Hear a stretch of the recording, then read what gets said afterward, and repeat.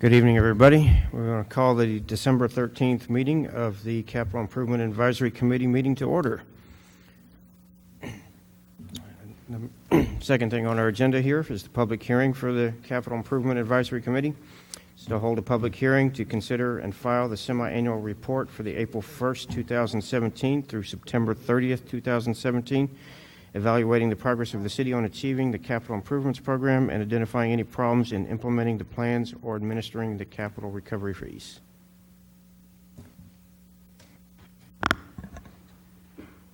Good evening, committee members. My name is James Walters. I'm the finance director for the city of Schertz.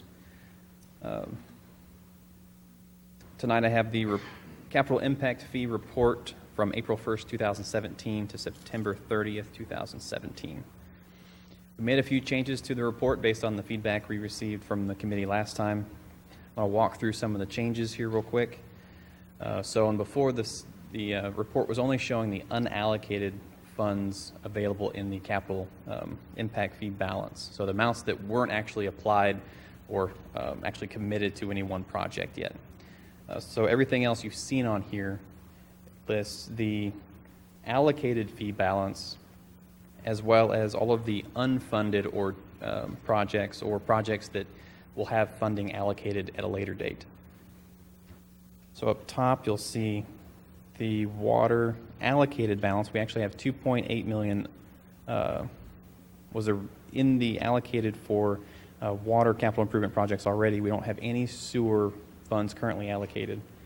We spent about $40,000 in impact fees on the actual project, leaving $2.7 million in the allocated balance. For the unallocated balance, we had $4.1 million. We brought in $803,000 in impact fees, had $702 in bank interest, earned about $23,000 in investment income, and then no regular annual expenses, coming up with an unallocated impact fee balance of 4.9. So if you want the total amount of actual impact fees the city has in its possession right now for water, it has the 4.9 and the 2.7 would be the total we have.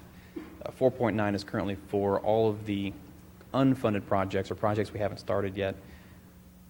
Projects listed in the actual impact fee or identified to come out of impact fees for water include the Corbett Ground Storage Tank, the Northeast Quad Distribution Mains, and we also can take the impact fee study out of the impact fees. So we have about $6.5 million of upcoming projects or projects that can come out of the impact fees. But right now we only have 4.9 in unallocated funds. So currently there's a deficit of 1.5 million. Now that deficit for the projects versus what we have will be made up two ways. We'll either continue to collect on impact fees and reduce that number before we allocate, or we'll come up with other funding sources, either through a debt issuance or having the water and sewer operation funds come in and pay that balance for those projects.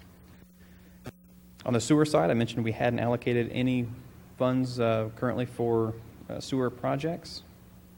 So all we do have is the $5 million in unallocated fund balance. We brought in $476,000 in fees, had $667 in interest earned, and then about $27,000 in interest on investments. Finally, we had the investment management fee of $2,000. So that was an actual annual operating. The total unallocated fee balance was $5.6 million for the sewer. For the upcoming projects or projects that were identified in the plan that have not been completed, include the Crossvines batch plant expansion, the remaining funding for the Woman-Hollery trunk line, a Cibolo West trunk line, and the amount estimated for the next impact fee study. Total unfunded projects about $9.4 million, so we still need about $3.8 million from to complete all of the projects identified in the sewer impact fee study. Again, those will come from future collections or from debt issuance or from the water and sewer fund when it's time to complete those projects. Additionally, we added a couple of new pages this year.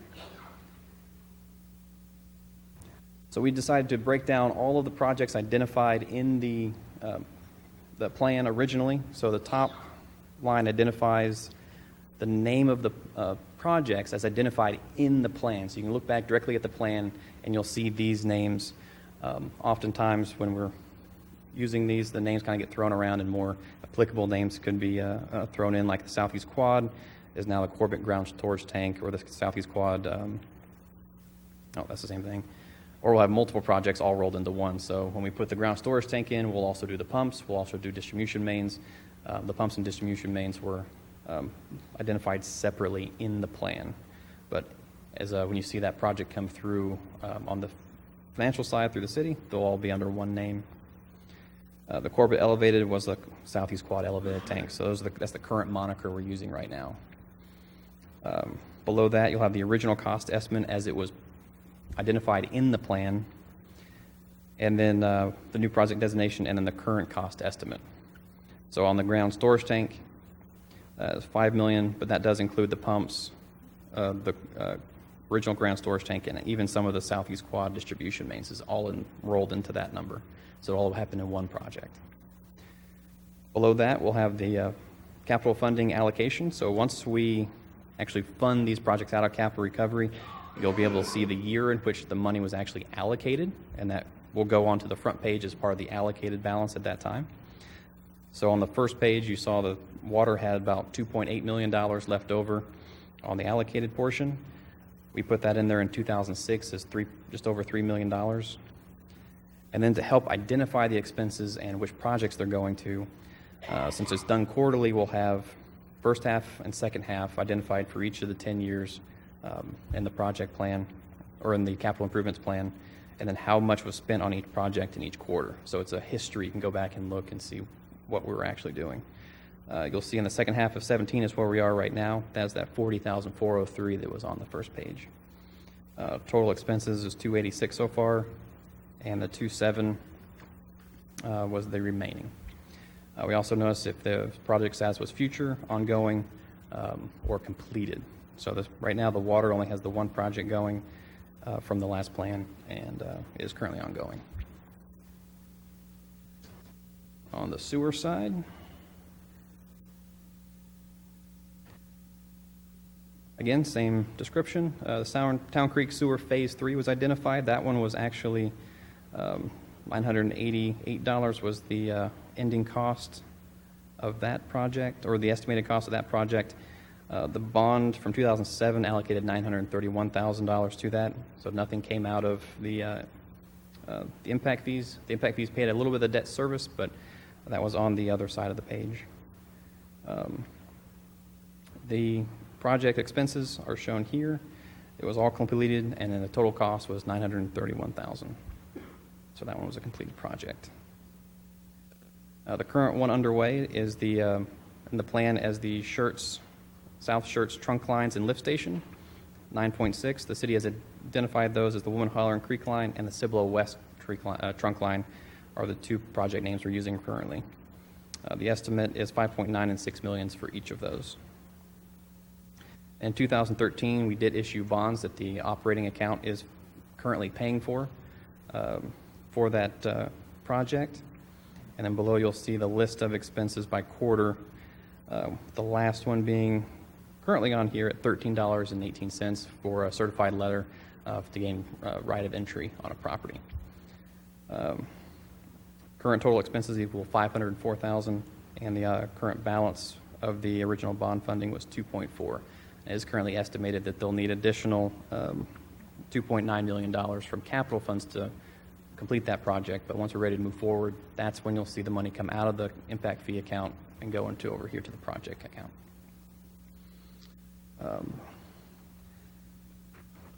Other status updates on the sewer trunk line. The next step is they're getting ready to send out the right-of-way acquisition notices. So that's the next step on that one. And on the water Corbett elevated tank, the plans are currently estimated about 60%. We got the original plans. Our engineer looked them over and then sent them back for further review and comment. So we're waiting on a response for those right now.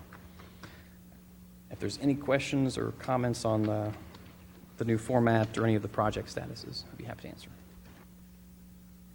Okay, thank you. This is a public hearing, so We'll go ahead and begin the public hearing for anyone that wishes to come up, ask questions, or speak on this. If you would, when you come up, please state your name and address for the record, and we'll open the public hearing at 6:10.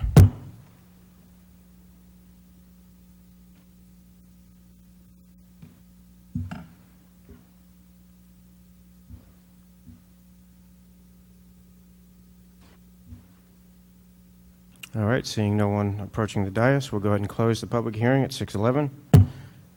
And commissioners, comments, questions? Much better format than last time. Thank you. I would concur with that. James, can you help me out? You made a comment earlier, or I thought I heard you say something when we were looking at the water projects, the big spreadsheet. You said something about those total expenses and then referred back to the summary page.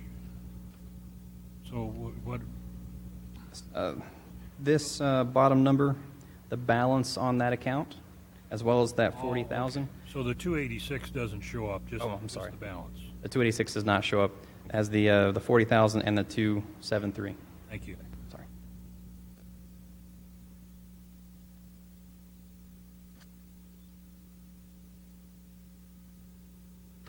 James, on the optional or sewer and water ops funds, do we have to, does that have to go through council, or how does that get, if they decide to use those? Yes, that will go through council for the ops funds.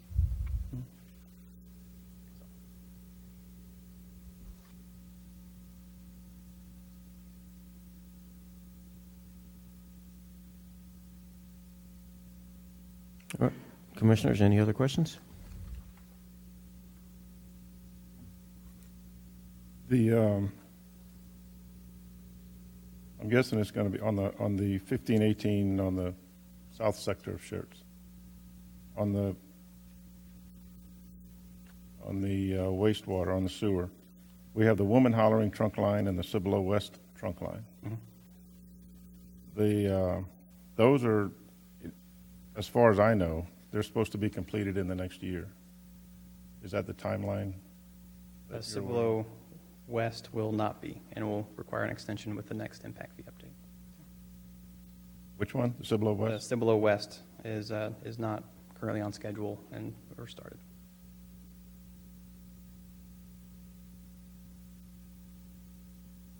I wish we had some way of looking at to see what that is. I have no idea what that is. Mr. Rowe, the Cibolo West line is the one that's going to go kind of parallel to the creek. And I believe it's eventually going to tie into the existing lift station at Rhine Valley. And so it splits that shed, whereas the Woman Hollering trunk line, which is the first line that's going to feed the new CCMA South Schertz plant, that'll tie into the Crossvine, the existing lift station at Crossvine is the goal on that, as well as a couple other developments that are under construction. Howley's Cove right now, that's come before the Planning and Zoning Commission several months ago. Those are the two different lines. The first one that's being built is the Woman Hollering Creek line, and that'll provide the initial flows. I don't know that there have been scheduling and dates assigned to the Cibolo West line, but I can have the city engineer send out an update about that. I guess my main point I'm going after is we have enough funding to complete the Woman Hollering trunk line. Yes. Okay. And then the Cibolo West that'll be part of the deficit we're looking at. Yes, sir. Okay.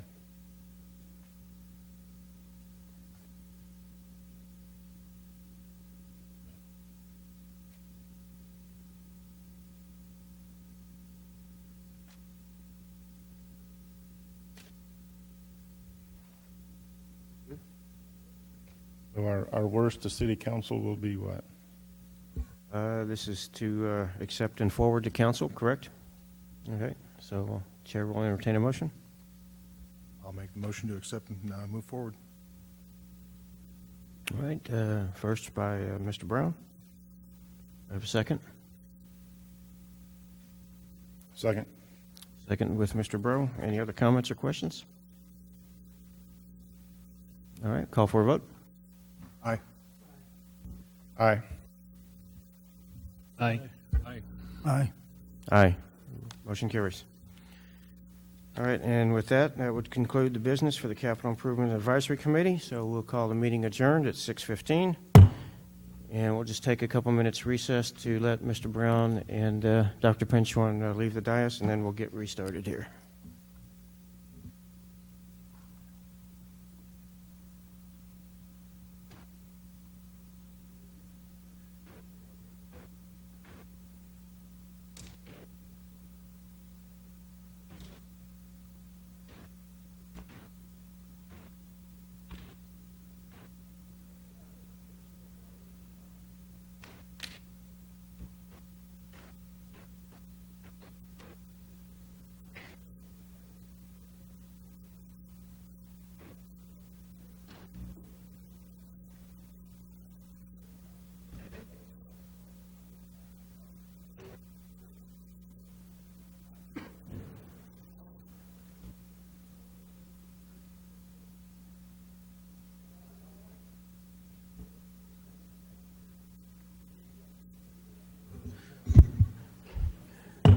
All right, now we'll call the Planning and Zoning Commission meeting for December 13th to order at 6:16 p.m.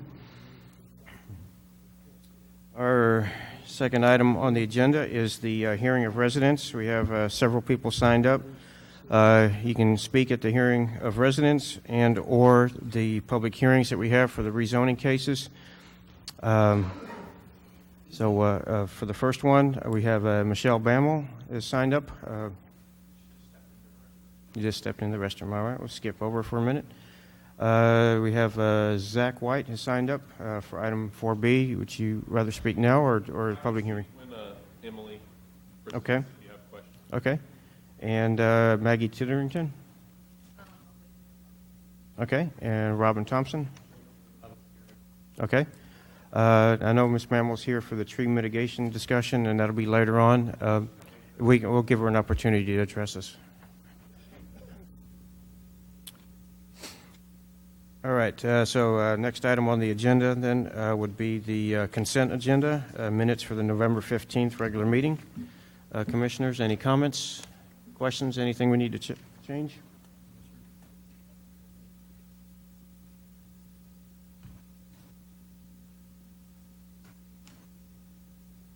All right, we'll take a motion for the consent agenda. So moved. Motion by Mr. Outlaw to accept the minutes. Do I have a second? Second. And there we go, from Mr. Greenwald. All right, any other comments or questions? All right, we'll call for a vote. Aye. Aye. Aye. Aye. Aye. Aye. All right, motion carries. Okay, next item on the agenda, public hearing. Item ZC 2017-014, hold a public hearing, consider and make a recommendation to City Council on a proposal to rezone approximately 27 acres of land from pre-development district to apartment multifamily residential R4. The property is located approximately 1,500 feet northeast of the intersection of FM 1518 and IH10, Schertz, Texas. Bryce? Good evening, Commissioners. The item that you have before you is a request to rezone a piece of property located here in the green. It is approximately 1,500 feet north of the intersection of FM 1518 and IH10. The property is approximately 27 acres, and the proposal is to rezone from its current zoning of pre-development to the multifamily residential R4. Staff sent out 11 public hearing notices on November 30th, and at the time of this presentation, we've received 2 responses, both in favor. Both were received earlier, and you have in your packets. When staff was evaluating this request, we first went and looked at the comprehensive land use plan. I'm sorry, let me get you a little forward. Also, this was one of our first cases that we had our new zoning signs on. Wanted to show you a couple pictures. I know Emily and some of the next zoning cases have those as well. So they are working, they are up. So hopefully we'll keep that working through and won't have any issues. But as we look at our comprehensive land use plan, this section of Schertz was evaluated in the 2013 Gateway Plan that was improved July of 2013. The area that we're looking at is kind of denoted here with this red star, and that area is the transition zone, which is defined in the code or in the comprehensive plan as a land use character designation which allows for a mix of multifamily residential and garden office uses with design standards that provide a better transition between the highway commercial characteristics, which will be here along I-10, and the estate neighborhood characteristics, which are further north. So as we look at this property also with the surrounding uses, what you'll see is immediately adjacent to the north is the Halley's Cove master plan subdivision, which the first 2 units that you can kind of see gridded out here are currently under construction. Additionally, there are some large lot rural agricultural properties located in close proximity where there's some houses. Most of these lots to the west here will front on actually Trainer Hale Road, so they're kind of a little further away. And then we also have undeveloped and commercial property as you go even further south. This is the Alamo gas station and convenience store center. City staff has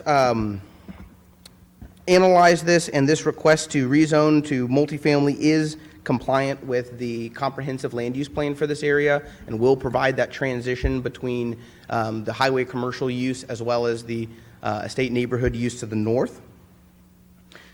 City staff feels that it's also consistent with and compatible with the current adjacent uses as well as what is proposed via the comprehensive land use plan. The impact to the general infrastructure should be minimal for proposed impact. Currently, as you all know, there is not sewer in this location. However, the Woman Hollering trunk line will kind of graze through this area, and that is the line that they would be eligible to tie into for sewer as that does get completed hopefully in the next year. Additionally, there is water located in along 1518 to service this property. Being inconsistent with the comprehensive land use plan, additionally, for public use facilities as well as services such as fire and EMS, it is compliant with that future build out. Development on this property will be somewhat restricted by utilities until they are available. But staff does recommend approval of this rezoning case as presented due to its compliance with the comprehensive land use plan as well as compatibility with adjacent land uses. The applicant is available if you have any questions. And at that, I'll finish my presentation. Does the applicant want to make any comments? Good evening, Commission. I'm more than happy to speak now or wait to see if there's any citizens that are willing to or want to speak on the item, and I can speak after them or however you'd like for me to handle it.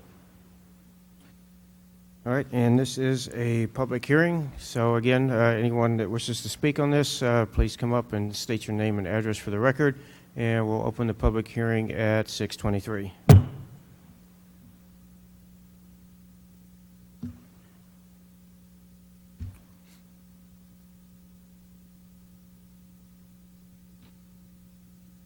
All right, seeing no one coming up to speak, we'll go ahead and close the public hearing at 6:24. Good evening, Commissioners. Patrick Christensen here on behalf of the applicant, Dirt Dealers.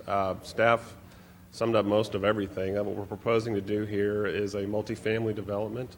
As staff mentioned, we're kind of sandwiched between the the I-10 commercial corridor and the Halley's Cove subdivision that's being under construction as we speak on FM 1518. We know that 1518 Land Investments, which is across Highway 1518 from us, is planning a large commercial shopping center with big box retailers. We feel this is a good transition use between the existing gas station and construction trade contractors facility on FM 18 and I-10 and the Halley's Cove development, and we would request your support. Thank you. And if you have any questions, I'm happy to answer them. All right, commissioners, comments, questions? Where was that large commercial you were talking about? Across at FM 1518, owned by FM 1518 Land Investments. Across 1518. Yes. Okay. Thank you. And closer to I-10.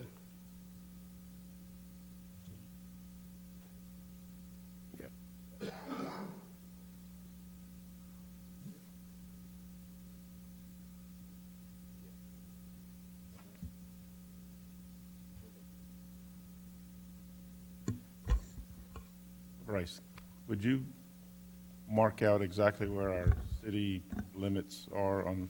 Sure. So the city limits on this picture are defined in red. So we're looking at this area. The remaining properties that are currently within the ETJ, for the most part, I believe, are all under delayed annexation agreements. And so again, those will be annexed upon expiration or as development occurs and they choose to voluntarily annex. Well, the Shell station on the corner, that's city limits? It is.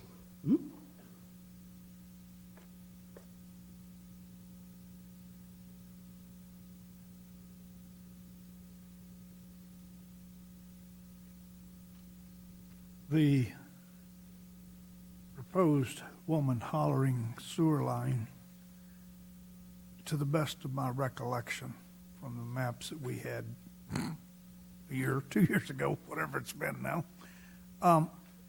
is quite a distance from the front of this property. Correct. It would be sewered from the rear. So the woman hollering trunk line will go through the low, the natural low, which is the creek in this case. And let me But kick you forward We're a not couple. doing, I just thought we said we aren't doing Cibolo West. This isn't the Cibolo West. It would be the one. So let me help you out here a little. So the woman hollering trunk line runs kind of through the edge of this floodplain here. It's not directly on this property, but it is in close proximity. They would be required to. That'll be the tie-in that they'll have to access as they come in for it.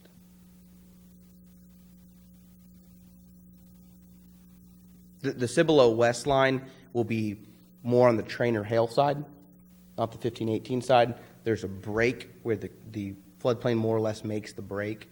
And so as you get just on the other side of that, all the development that we would get along Trainer Hale, Weir Road, as we get further north across from Rhine Valley, in that general lower Seguin area, those are the properties that would go Cibolo West. And then the areas where we have Howley's Cove, go back here, see if I can get you in the, oops, I went too quick. The areas along Howley's Cove, that trunk line kind of comes, I believe, through this area in the low of the floodplain for Woman Hollering Creek. I don't have a specific location, unfortunately, but that is the tie-in that they will have. And they're going to have to get on other people's property to do this. They potentially will, and again, that's an item that's determined at time of plating as they have to provide services.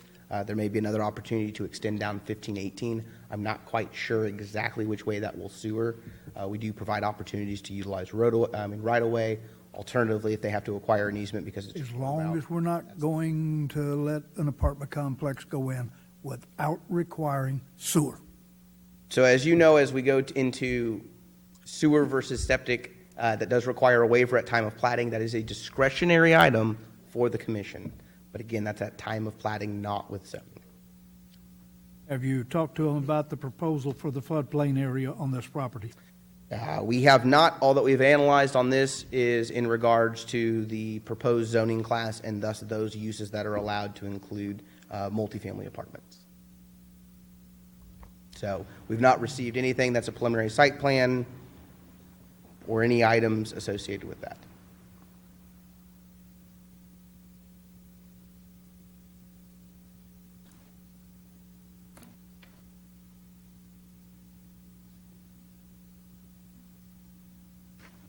Received a response from Dale Kane.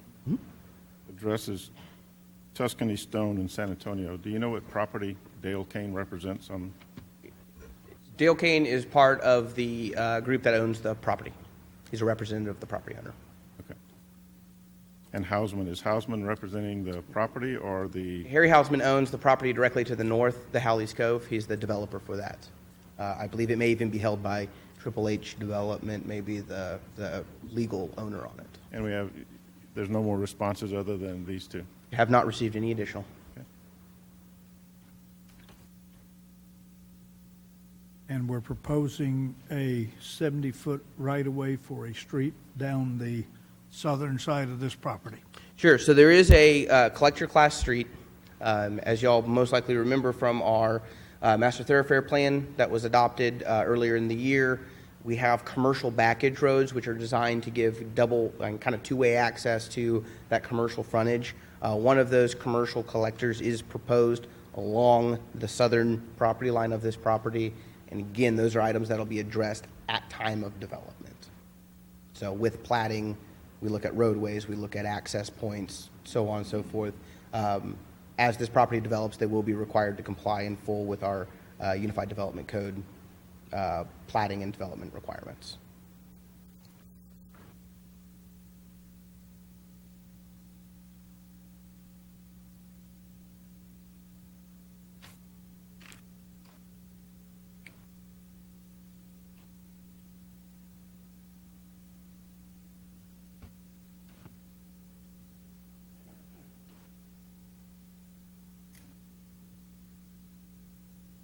All right, Commissioners, anything else?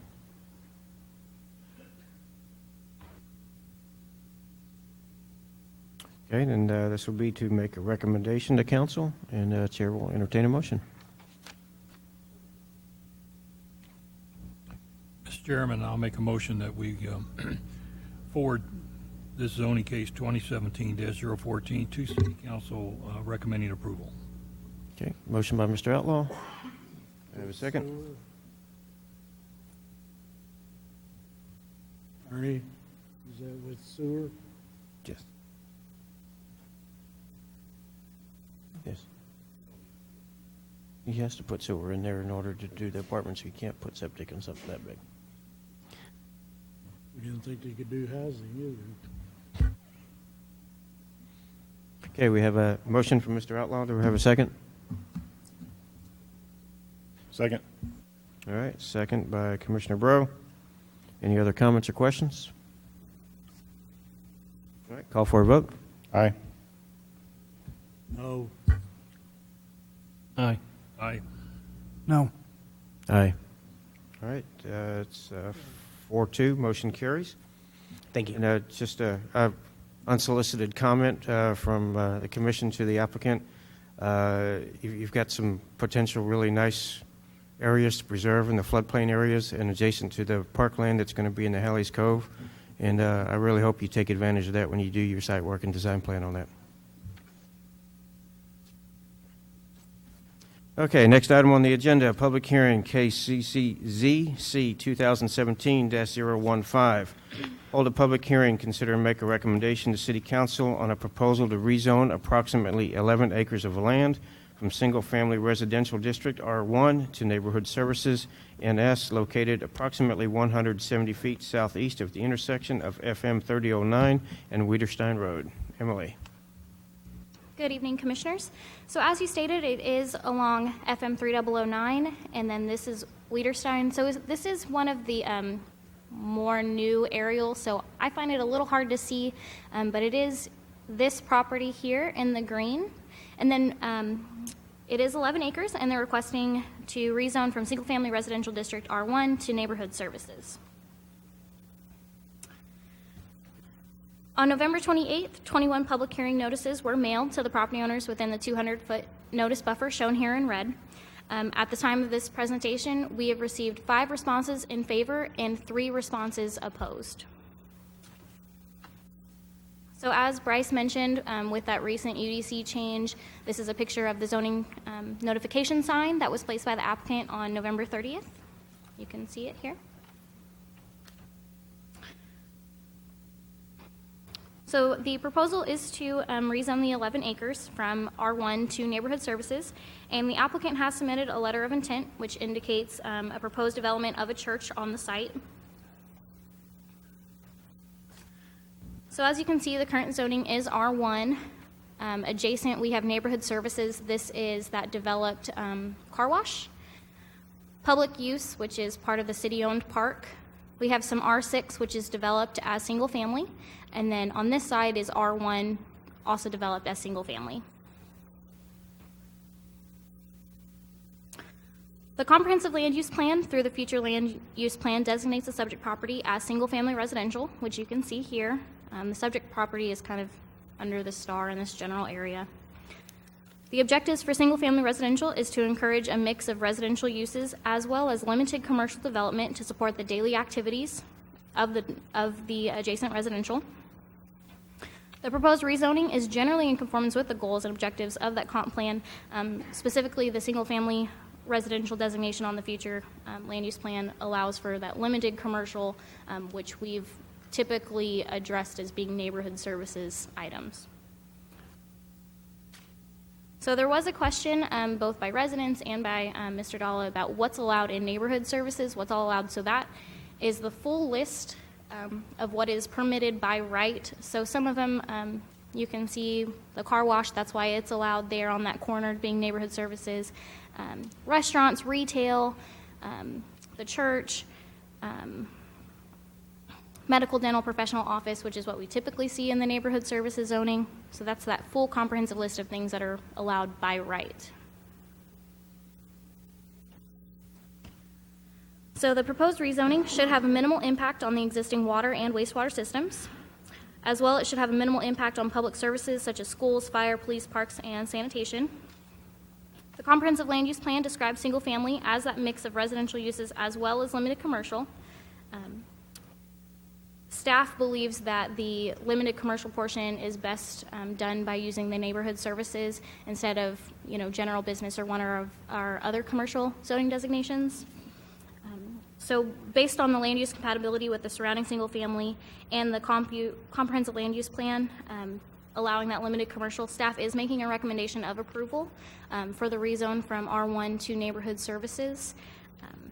And I believe that the applicant is here and would like to make a presentation. So let him do that. Good evening, Commissioners. Thank you for having us. My name is Zach White. I pastor the church. It's called Revolution Church. Family moved here a little over 8 years ago into the Schertz area and started this church. It's grown rapidly. We currently lease property in Selma, but are excited about getting back over to Schertz. We are under contract right now to purchase the property and working with the city staff. They've been great in the process, and working with the city on a few other small things as well, but I'm told this is the first thing that we need to work through. We had our own residents' town hall meeting at the church this past weekend, and the residents who showed up seemed very positive, very few questions. I see some of them here this evening, and I just appreciate you taking your time and your hard work and wisdom on this. Thank you. All right, and this is a public hearing, so we'll open the public hearing at 6:37. If anyone wishes to speak on this, please, we'll give your name and address for the record. We'll go through those that have signed up on the list here to begin with. First person that has not already spoken would be Maggie Titterington. Wasn't quite sure. I was hoping so. Good evening, gentlemen. Maggie Titterington, 1730 Schertz Parkway. I'm president of the chamber of our city, and I am just here in support of the rezoning. Revolution Church has been a wonderful chamber member, has been a wonderful community partner, has helped out in numerous ways in participation, and just feel like that is the perfect area to have such a wonderful community partner. Of course, snatching them from Selma and sticking them in Schertz is kind of nice as well. But I think it'll definitely benefit the area, the families around, the things that the church will be offering, the things that they do right now. They have services, they have outreach and activities to kids. So again, I can't speak enough and highly enough about Zach and his church and the things that they offer the community. So I hope the board does support this. Thank you. Okay, next up will be Robin Thompson. Commissioners, thank you for allowing me this opportunity to speak. My name is Robin Thompson. I reside at 967 Oak Ridge in Schertz. I am here to just ask your consideration to approve this change in zoning for several reasons. First of all, as a member of the chamber for several years, when Zach came in as a pastor to join the chamber, the first question he asked us was, how can we serve the community? That was what they wanted their church to be known for. I can tell you that it's a very positive impression. They have followed through on that commitment to serve the community, and they'll be an asset to the Schertz community and the surrounding residents. Secondly, in meeting with the pastor, they have demonstrated a willingness to work with the city. The city's requested several changes to the site plan that they have been willing to do, and when the ultimate site plan is revealed, you'll see that they want to work with the city. They want to provide a fitness area. They want to provide a lighted area. They want to provide some areas for art to be exhibited. A walking trail that's going to be connectivity between what we already have on Wiederstein and on 399. It's going to be add a great segment to that aspect of our community. The third thing I would mention is that the value of a church to the community cannot be overstated. What price do you put on a changed life or a transformed family? I have been a pastor for 40 years, and studies have shown that if you want youth to be challenged, the two greatest areas to involve them in are, number one, sports, and number two, a church youth group. This is going to be an opportunity to work with the youth of our community in a greater and greater way. And so for those reasons and more, I would support the change from R1 to neighborhood services. Thank you. Okay, that's all that have signed up to speak on this. Is there anyone else in the audience this evening that would like to speak on this item?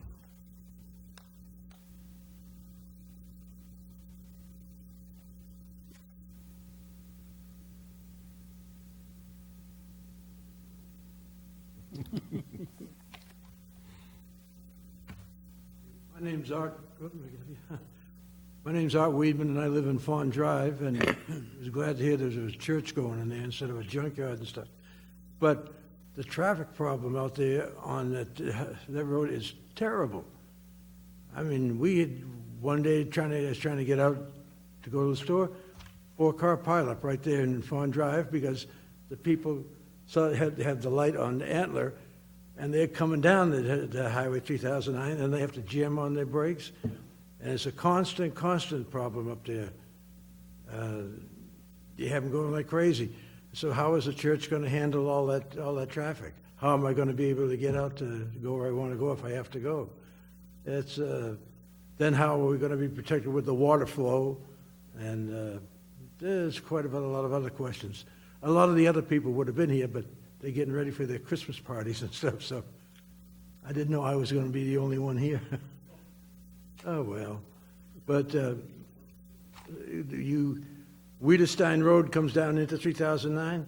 Boy, you take your life in your own hands trying to get out to get on that road.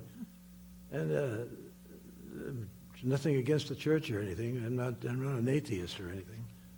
And that's about all I can think of right now. I was not going to speak. I didn't know I had to speak up here. But I thank you, gentlemen, for listening to me and hear my tales of woe. And we'll talk to you later. Have a good evening. Bye. All right, anybody else?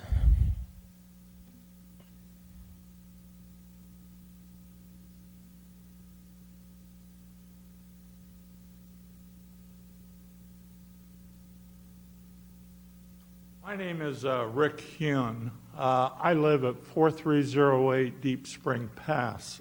So one of the few homes that are exactly on the border, and it will change my backyard somewhat dramatically, possibly.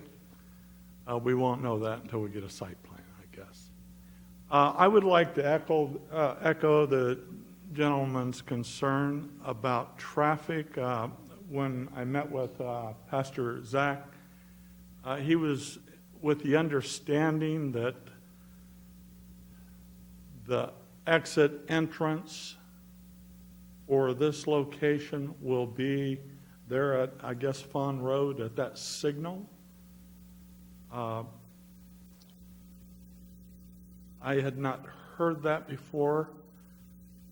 If that's the case, we're talking about Sunday morning, so traffic for the church itself, I wouldn't expect to be that much of an issue. but we have a traffic problem if you can address that any other way. The only other concern I have is if the zoning is changed to the new zone, which I think we said we wanted to go R1 to R6, is that correct? The neighborhood services. Should their ability to gain financing and being able to make that purchase, I'm assuming that you change the zoning before that happens.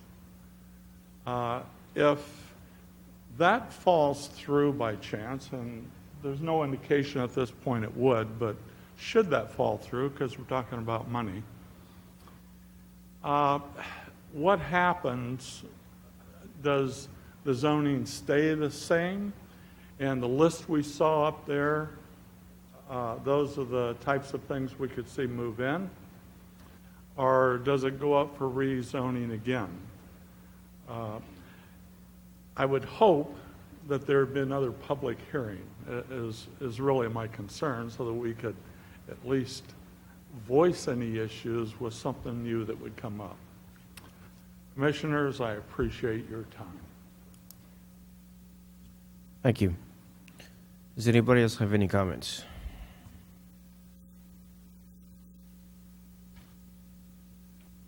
All right, we'll close the public hearing at 6:46. All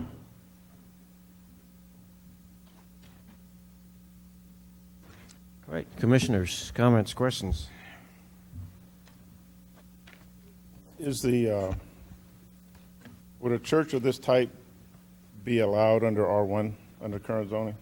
No, sir. Not at all? No, sir. Special use permit, anything? If they were granted a specific use permit, then it would be, but that is also discretionary per city council, and they'd have to go through the full site plan process before going to council. Can we address Mr. Hune's question? I think I know the answer, but his question was, we rezoned this property, and we've been, not this group, but I've heard another group reminded that this is not about the church, this is about the zoning issue, okay? But right now, we have a proposal to rezone this so a church can be built. And if that church, again, doesn't happen, Mr. Hune's question is, what happens to the zoning? Yes. So if y'all make a recommendation of approval and then city council ultimately approves the zoning, it would become neighborhood services, and any one of these items that is on the screen could go in there by right. So we wouldn't necessarily have another public hearing, or it would be rezoned again unless somebody wanted to come in and do something that wasn't on this list. I think that answers it. What would be more expeditious, a special use permit or the zoning change? So it's totally up to the applicant. One thing we do say is that going the specific use permit route, they do have to go through the full site plan, so they have to have, obviously, their site plan done, landscaping, architectural elevations. They essentially have to have full plans ready to go to council to be approved and adopted in that ordinance if it gets approved. So it's quite a bit up front just to see if you can do that land use or not. A couple other items. So staff evaluated this when we were first approached by the church. And looking at it and looking at the property, our recommendation was to go neighborhood services. There's some benefits as well.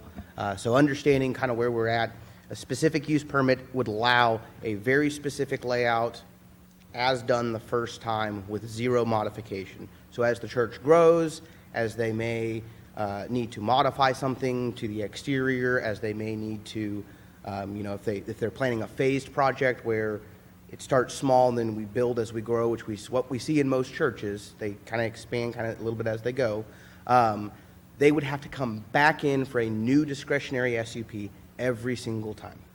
And so what staff looks at on this one is that based on our comprehensive plan and this having 3009 frontage, that neighborhood services is an appropriate zoning district.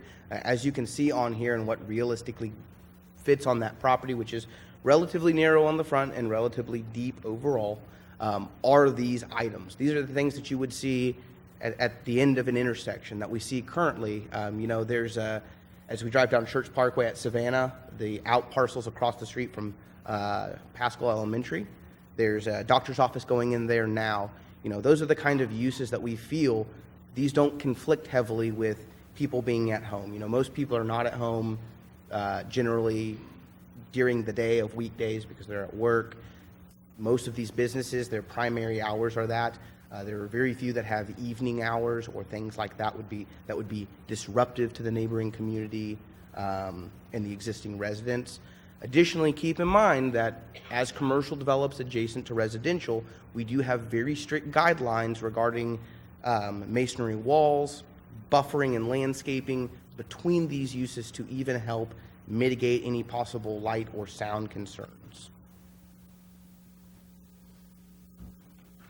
While you're there, address the tree issue. Has the applicant been appraised of the cost of the trees on this piece of property? I am sure that they have. Yes. We're not likely to waiver that one. And also to address Mr. Wheatman's questions as well as traffic.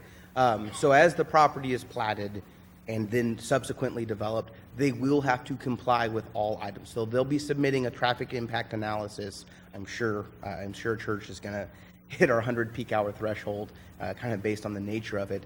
And so as that TIA determines improvements needed to roadway, whether that be acceleration or deceleration, those things would be included. There's also been discussions with the applicant about doing park improvements to that little sliver of existing parkland that we have here.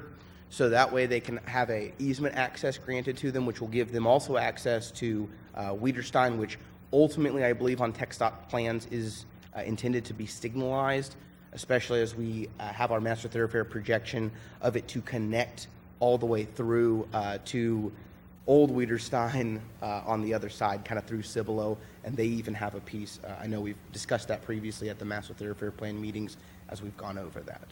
So don't know exactly as the traffic will work, but as they come in for development, they will have to work through that. They will have to provide mitigation for any impacts that they add to that system. While you're addressing that one, that there might be possibility to get them to Wiederstein, we need to address the other one, that there's no way to get this traffic to Fawn, Antler, whatever the side street is. Fawn, there's no way to get the traffic coming out of this parking lot to Fawn. Correct. It would go on to FM 3009, and TxDOT will regulate that access based on TxDOT guidelines, how that access will work. They won't put a light Well- there. It's too close to. Correct. The light most likely would be at Wiederstein due to spacing. But again, one of the provisions that the applicant is looking at making, as well as I'm sure is going to be dictated by fire code, and I'll let Mr. Outlaw comment on that, as he's probably familiar with that code, is a structure like this is going to most likely need 2 points of ingress egress, which is also part of that conversation. Again, those items, though, are covered not at zoning, but with actual development of the site, so through platting and then ultimately site planning. We can have access on the Wiederstein, can't we? So the funny one on this, and I think, so the access portion is proposed to go through the park. There's some funny items on parklands, and again, if this item is approved and they move forward with this project, we will go into it in depth with the platting portion on this, I'm sure. Regarding how parkland works, because this is dedicated parkland that was dedicated with the Forest Ridge plat, there are state law provisions about what you can and can't do.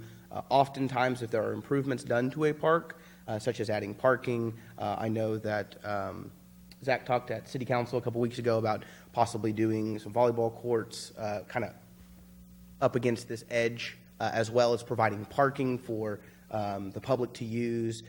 There's a proposal of a walking trail that's going to continue on to some existing trail networks that we have in the city. And so those improvements that would be public, that would be for public use improvements to that park would most likely allow that access to occur, and so it would connect into the parking lot for the church, and so it would give them that second point of access to utilize Wiederstein, which lets you get traffic both back out to Schertz Parkway as well as 3009. I would strongly urge city staff to do whatever is needed to get that done. We are very interested in that, as we can work within the confines of city. It's not a zoning question, but a side comment. If this property is developed with a church, we lose 11 acres of taxable property. Is that correct? I'm not sure. I'll throw over to Dan if you can help me with that one. I'm not familiar on that. That also really doesn't have anything to do with zoning, and I don't know their tax status, but typically that's true. Realistically, as I look at this project, I think looking at the area, looking at the adjacent zoning and what we tend to see along FM 3009, R1 or any R zoning is probably not appropriate for this piece of property. So it comes down to, if we're not going to zone it residential, what do we zone it? Now, Pastor White, when he came to council a couple meetings ago, and under residents to be heard, he showed a really nice concept of the site layout. And if I might ask him, did the residents at your meeting, did they get to see that? I did not share that because it's not. Okay. Okay. So, again, if it's not going to be residential, what is it going to be? What would have the least impact on the area residents, particularly the folks that live adjacent and behind the property?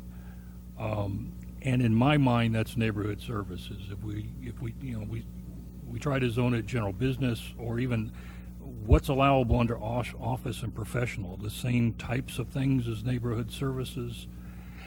I guess what I'm getting to is, I think realistically we have to change that zoning. And what's the best case for the area residents? And in my mind, that's neighborhood services. What's the staff have an opinion on that? I think as staff, we have that same recommendation that realistically, we looked at the property and where it sits and only having access currently onto 3009, it's probably not the most ideal for residential. And with the comp plan, having it designated as single-family residential, but allowing for that lower intensity commercial, neighborhood services is kind of that best fit. Going general business would most likely be going against the comp plan because it really doesn't fit into that limited commercial. That's why staff is making that recommendation of approval of the neighborhood services. But, again, we take the risk in rezoning the property that I, having seen your project diagram, even as a concept, I thought it was a good fit for the neighborhood because it looked like you were keeping a lot of open space in the back of the property up against the property owners. And so we take the risk by rezoning this that project falls through and something else comes along. But again,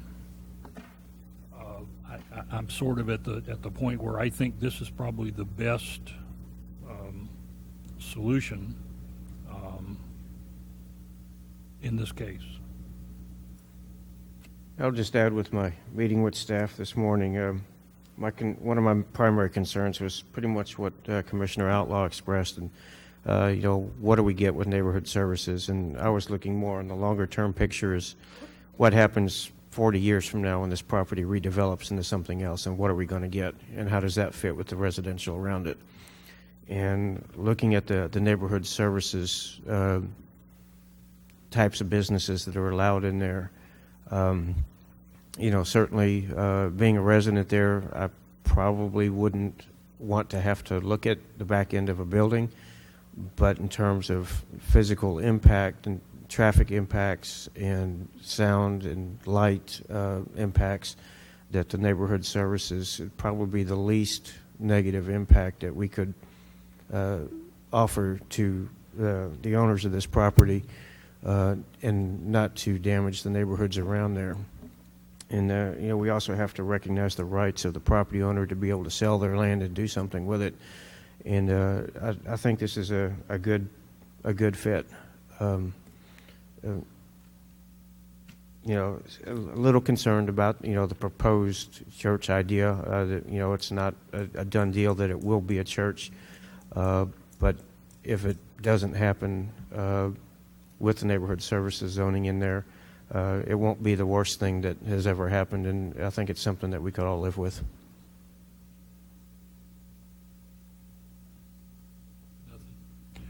So one last question, Emily, and again, being the new guy, is there any such thing as conditional zoning where we rezone this on the condition that it be developed in a certain way? Not for this request. So again, other options to go are planned development district. Part of the issue in that is how you combine that land use. Again, as Mr. Dalla mentioned, property redevelops over time. Mr. Greenwald will be a great example of telling us all the things that used to be in the city that are no longer here, and where I used to have houses, I now have commercial. Where I used to have commercial, I now have houses. Some of you other commissioners who have seen the city grow through all of our growing pains can attest to this. And so zoning changes kind of as needed by the community. So as a developer may come in and even possibly buy a whole neighborhood,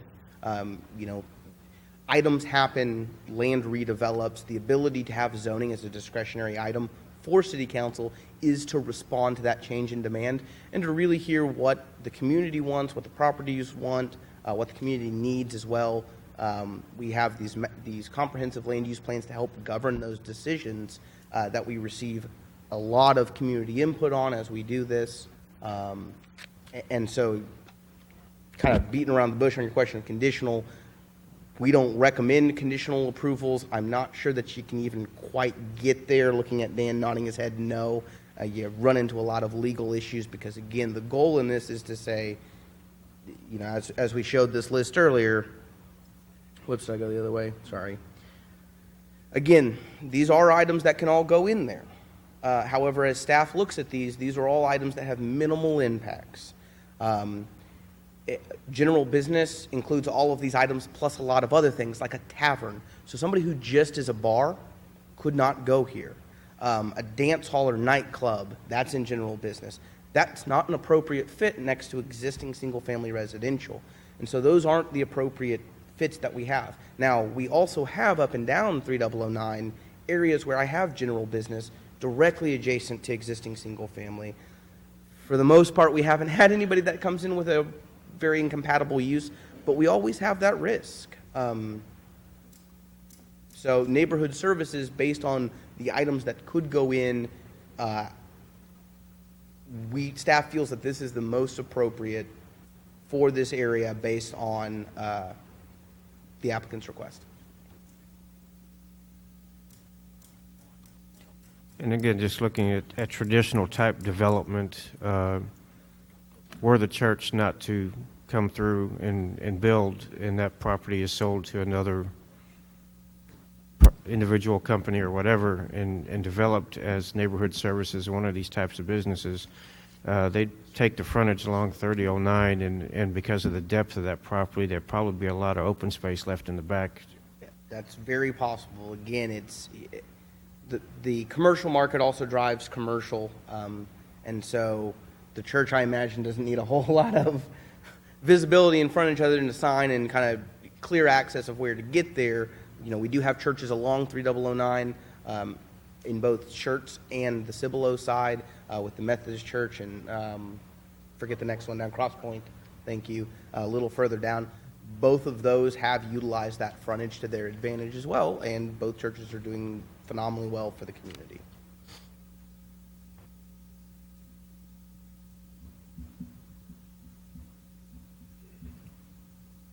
All right, any other comments or questions? Okay, this will be for a recommendation to City Council on a proposal to rezone. Chair will entertain a motion. Chairman, make a motion, we approve or forward ZC 2017-017, sorry, 15 to City Council with a recommendation for approval. Okay, a motion by Mr. Greenwald. Do I have a second? I'll second. Is it Commissioner Ray? All right, any other comments or questions? All right, call for a vote. Aye. Aye. Aye. Aye. Aye. Aye. Motion carries 6-0.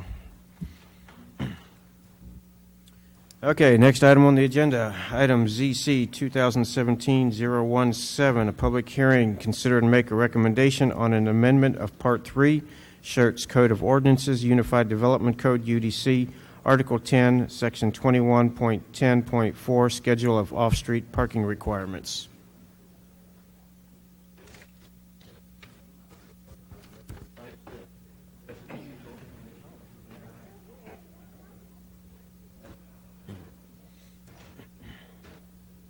Okay, good evening again, Commissioners.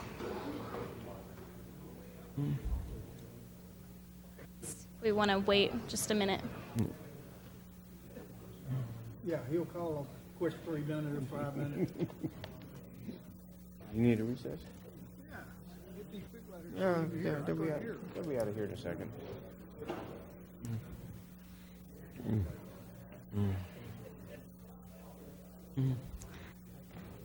All Okay. right. So as Mr. Dalla said, this is a UDC amendment to Article 10, Section 2110.4, Schedule of Off-Street Parking. Over the last year, planning staff has reviewed Section 2110.4 in great detail to see if the City of Schertz parking requirements were in line with our established target cities, and we also utilized a parking standards book that's put out by the American Planning Association. So some of the cities that we reviewed, San Marcos, Georgetown, Temple, Pflugerville, Frisco, Round Rock, McKinney, New Braunfels, we looked at all of their parking standards and kind of looked at how we fit and compared to theirs, along with that APA book. During this evaluation, staff also reviewed the current parking table and the current permitted use table to see which land uses we are allowing that we don't have parking standards for. So the next couple slides, I'm going to go through the proposed changes. Just kind of as a background, when we looked at those target cities and that APA book, we looked at, the low end, the high end, where we kind of fit in, and wanted to evaluate to kind of fit us in the middle somewhere. We didn't want to be too low, and we didn't want to be, the highest that we saw and researched. So we are proposing a change to the commercial amusement indoor. Currently, we have it as 10 spaces plus 1 space for each 100 square feet of total floor area over 1,000. We are proposing 1 space for each 200 square feet of gross floor area. The next change down is to bed and breakfast. We're actually just changing one word out of that, not the actual requirements itself. It just didn't quite make sense for 1 space for each rented room. We wanted to do 1 space for each guest room, just kind of seemed more appropriate. We are proposing to remove bus depot altogether. It's just not something that we've used in the past and not something that we're thinking is going to be really utilized. We wanted to clean up the parking table as much as we could. One land use that we don't currently have that we have noticed a need for is car wash. So we're proposing it at 1 space for each 200 square feet of floor area. The next one down, it's a change in the use type name, but not necessarily changing what falls into that category. We're proposing assisted care, living facility, or care facility instead of the convalescent home, group home, or home for the aged. The next change, we are proposing to move dance assembly and exhibition halls without fixed seats into theater, which you will see a little later. No change to the daycare center. Another land use that we don't currently have that we thought, use type that we don't currently have on the table that we thought would be appropriate is the fitness center / gym, which we're proposing at one space for each 200 square feet. The next one down, we also don't have a use type for a convenience store or gas station, which we also thought was potentially going to be a problem as we're reviewing those kind of items, trying to see where it would fit in our current table. So we're proposing one space for each 200 square feet of gross floor area, with the caveat that spaces provided for fueling at the pump stations are not to be considered parking spaces. We are also proposing to completely remove libraries, laboratories, and student centers. Proposing a change for lodging houses and boarding houses to one parking space for each bedroom. Just a use type change on that next one from mini warehouse to mini warehouse / public storage, which is compatible with the way that our permitted use table reads. The next one down, we're proposing a change to multifamily from 1.5 spaces per bedroom to 1.5 spaces per one bedroom unit, 2 spaces per 2 bedroom, 2.5 spaces per 3+ bedroom, with the additional caveat that a ratio of 5% of required spaces is to be provided for guest parking. Another land use that we have on the permitted use table, but we didn't have a use type on the parking table, was nursery, so we are proposing to add that in with one space per 300 square feet of total sales area, or a different caveat for wholesale nursery with one parking space per employee of the largest work shift, plus one space per 10,000 square feet of display area, and one space per acre of growing areas. Another use type we didn't have currently was outdoor facilities, such as recreation fields, football, soccer, those kind of things. We are proposing 20 spaces per designated field, or 1 per 4 person design capacity, which I know we had Mr. Dalla brought up a question this morning about that. And the way we would decide on 20 spaces or the 1 per 4, that's if, say you're at the soccer field and they have permanent bleachers, then we would use the 1 per 4 rather than the 20 per field. We are proposing to remove personal service shop, and going forward, if this is approved, we would just use retail sales and service, which has the same parking ratio. Another use type we're proposing is public use, with the ratio of parking shall be provided at a ratio approved by city staff based on a parking study provided by the applicant.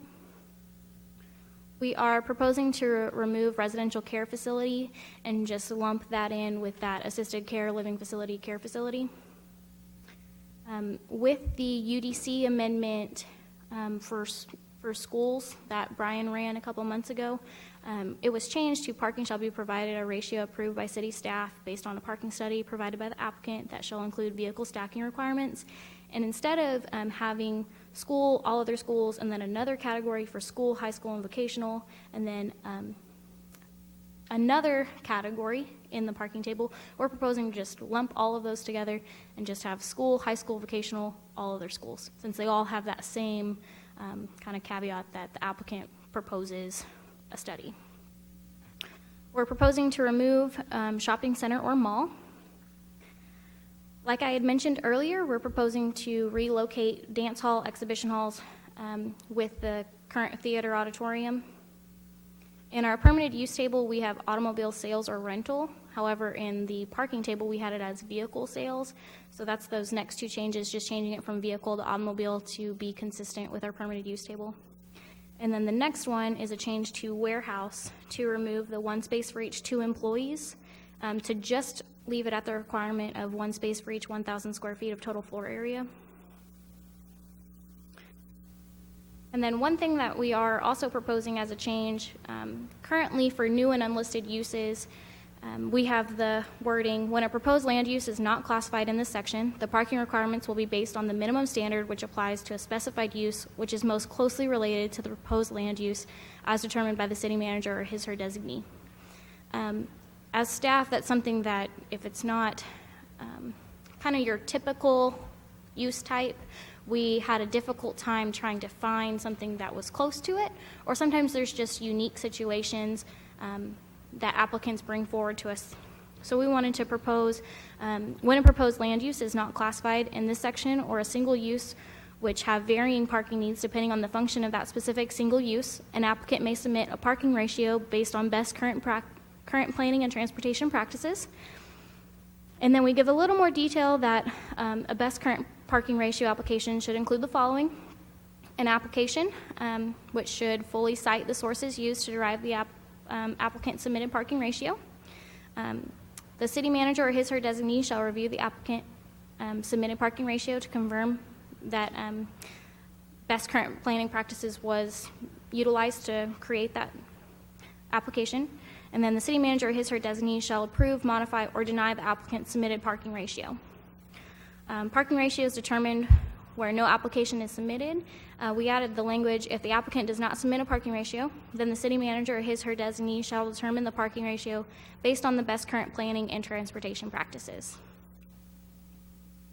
And with that, staff is making a recommendation of approval as it is presented here. If you have any questions. All right, let's begin. This is a public hearing, so we're open the public hearing at 7:16. Anyone wishing to comment, please come up to the microphone, state your name and address for the record. And we have a taker. Hello, how you guys doing? John Sullivan, 513 Triple Crown. I wasn't planning on speaking tonight. I actually didn't even look at the agenda before I came, but something that's been a problem recently, I ride my bike a lot and I go places to eat, and there's not a place to put my bike, especially at like shopping centers and restaurants. So before that becomes a bigger problem as we grow, I would really like to see that considered in the parking requirements of the UDC. I don't know if it's appropriate with this amendment, but it's something that's been on my mind for a while, and I would really like to see that considered. Something like, I know other cities have this, San Antonio and even smaller cities have requirements for like just some kind of bike rack or something, so that if you ride your bike there, you can lock it up or something like that. So, thank you.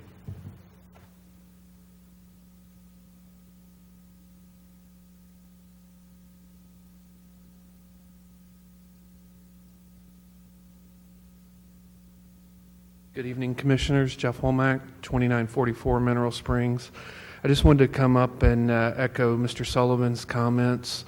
As we grow as a city and as we look to change the way that our city is, I think that is actually a very important thing. A small bike rack is generally about half the size of one standard car parking spot, and we could actually do some really good things for our city in the long term with providing that, especially with the work that Mr. Sullivan and some of the other commissions within the city have done with getting us funding for the new trails and stuff like that. That would be I believe, a really nice addition to the UDC.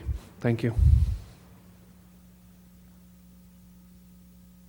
All right, any other comments? All right, we'll close the public hearing at 7:18. Commissioners, questions, comments?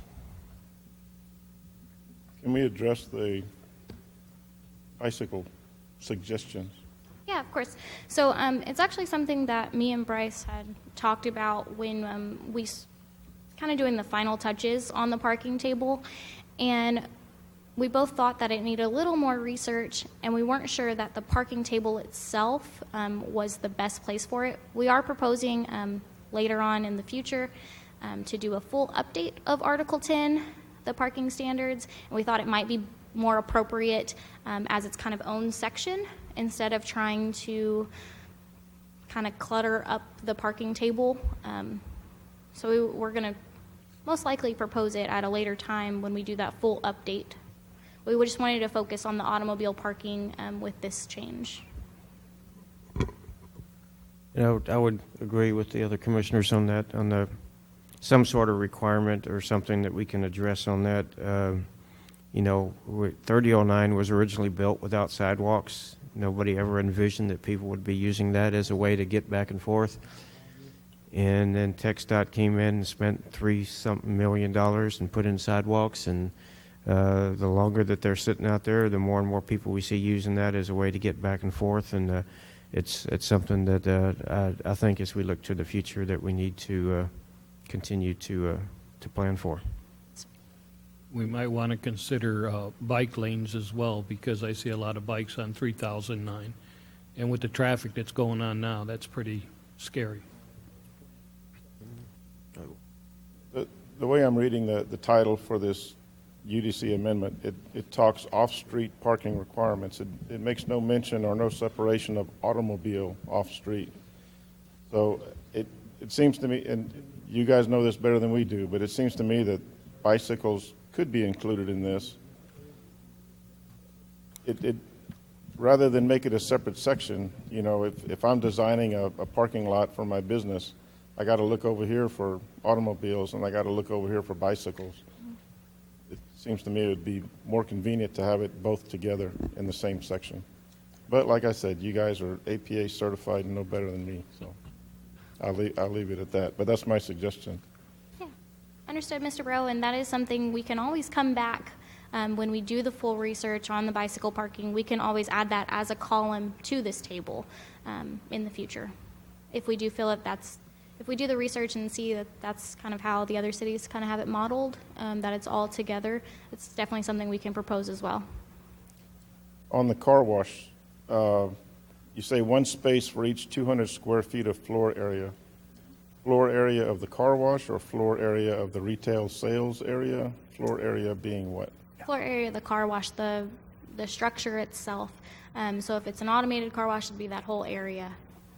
Okay, so would this figure you have here, one space per 200 square feet, would that be consistent with what we have at Wash Tub?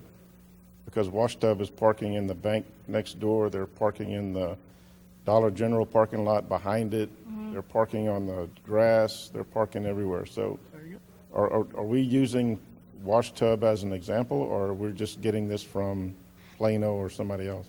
I will be completely honest, I did not look at the wash tub when I made that proposal. That's based off of the information that I got out of the APA book and some of those target cities that I had mentioned.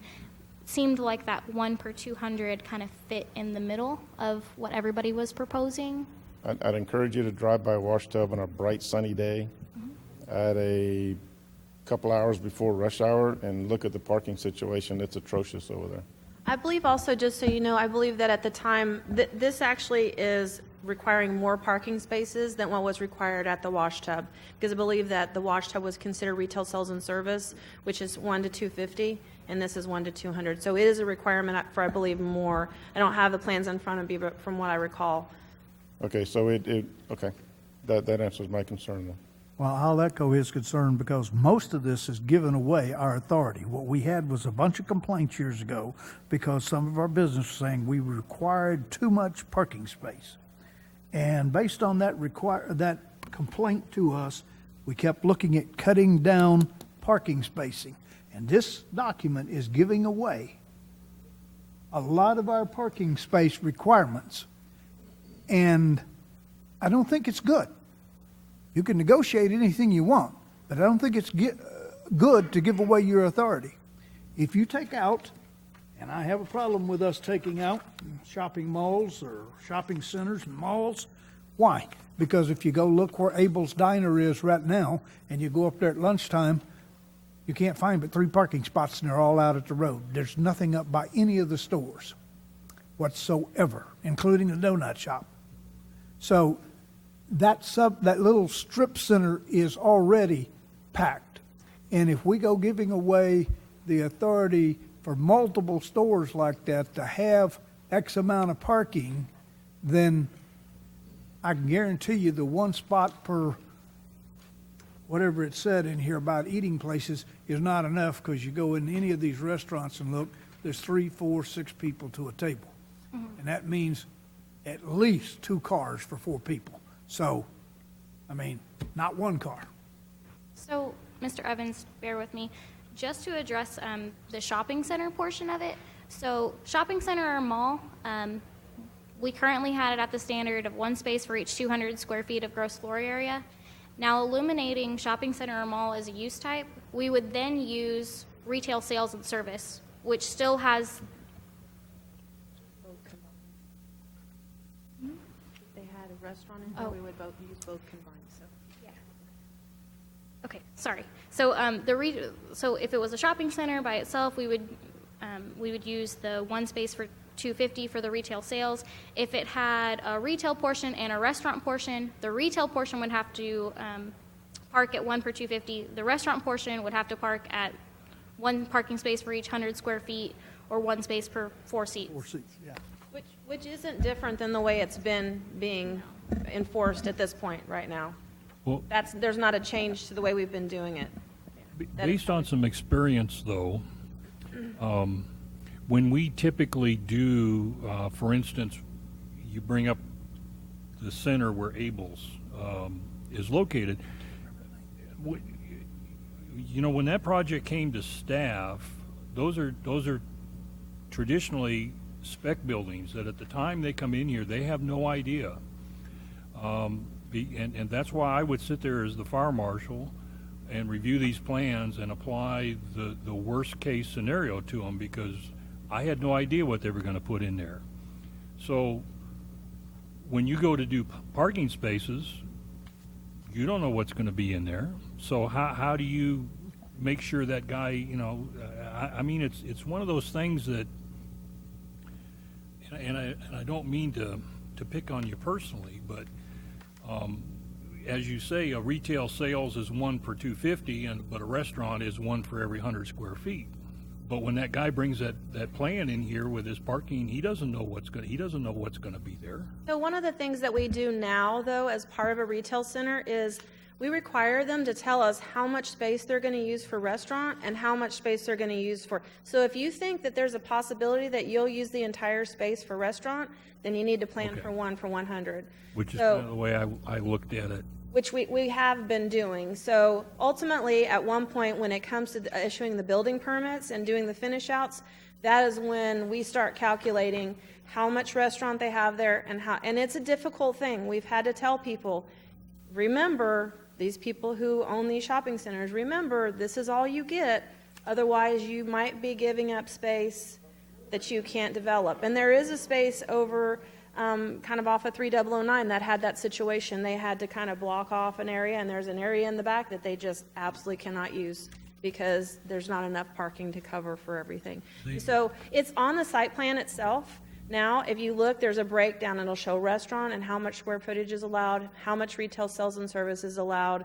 And then, if y'all have other ideas that you feel like this is what they need to be and need to be changed to, we're open to it. We just looked at the research of best practices for planning practices and other surrounding cities. But if you guys feel it needs to be different, just let us know, and we're happy to, make those changes. Well, the comments of my fellow commissioners kind of led into what I've been sitting here thinking. I know there's a tendency with staff to compare our requirements to our surrounding jurisdictions. I see that a lot when we go to setting fee schedules and things like that. I'm not sure that's appropriate here. I would much rather see a parking requirement that actually works rather than, we'd like to call for 5 spaces, but, everybody around us only says 3. And you've seen it as well as I have, and hopefully we're learning lessons, but you go a lot of places and we didn't require them to put in enough parking, and they're sprawled all over the place. So I think the next time, and maybe you did that here because, Lisa, you referenced maybe you stressed more of the planning manual, and maybe I just got the wrong impression from what Emily told us. But Yeah, we actually have a parking manual that comes from the Planning Association. It's a national, I don't want to call it a magazine, but a publication that we go through that has all these different types of uses and what people use around the country and what their parking ratios are. And then just so we didn't use just the cities that are surround us. We used our target cities, and those are cities that we desire to be like. So they're cities that we want to be like in another 10 to 20 years, not what we are today. I'll just add a comment on that, is that, when we look at requiring parking, we have to recognize that also involves a significant expense for the builder and developer of that property. And, we can require all kinds of parking, and we can also kill all our development by doing so, because he can build somewhere else and build half the number of parking spaces. So we have to decide, what do we want to do? Do we want to build a parking lot that can accommodate their needs for, 1 or 2 days a year in a retail environment for the holidays? Or do we want to build something that can accommodate their needs for most of the year, and we have a couple of days of the year where we have, a struggle to find enough parking for the people that are visiting that establishment? And it's a fine line as to where we're going on that. And, I don't think this will be the last time we have this conversation, and that, we tweak it a little bit, we see what results we get, and then we come back and we talk about it some more, and if we need to, we'll change it again. And I will say this, I know it's, and maybe you guys are just, y'all haven't seen a lot of UDC changes over the few years, but, we've had a very lean staff, and we actually are finally getting to the point where we can make those changes. And so the idea is not to do this, once every 5 or 10 years. It's to keep a regular eye on these things, and where we have issues, because when you think about it, we use this document every day, and when we continue to get people to complain about those things, then we realize that's something that we need to look at and present to y'all again. So, the idea of, instead of bringing these full-on UDCs, we're definitely gonna start bringing forward a lot more of these changes, and you've seen quite a few over the last couple of months, and that's not gonna stop. And so we certainly will, if y'all see issues out there, we'll look into them, and we can research it and present the data to you and make any changes that you feel that's necessary. And actually, that was part of the conversation at this morning's meeting with Emily, that I encouraged them to continue bringing forward small changes and amendments, so we can address things a little bit more quickly that come up that we see. We've done a couple things here recently with the signs for rezoning, with the sidewalks requirements along I-10 and Interstate 35. And, I think those are things that we're going to see a lot more of going forward into next year. This particular change you're proposing says nothing about handicap parking. Right, that's a different section. You're only looking at the parking table at this point, and specific, it's not the entire article, so absolutely, when we get to doing the entire section, this is where we've had most of our concerns at this point, of not even in areas where we haven't had the ability to have a land use that we could actually define and go to and say, this is what your parking is going to be. It's where do we fit you in? And we were just trying to define some of those and get the table out there so that we could actually make some changes and then come back later to those other things that we need to address. I'm going to say baby steps.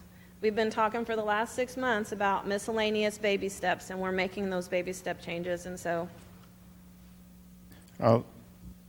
You made a comment, Mr. Daly, that it's an added cost to the business owner to put parking. It's also a lost revenue stream if I drive by, because there is no parking.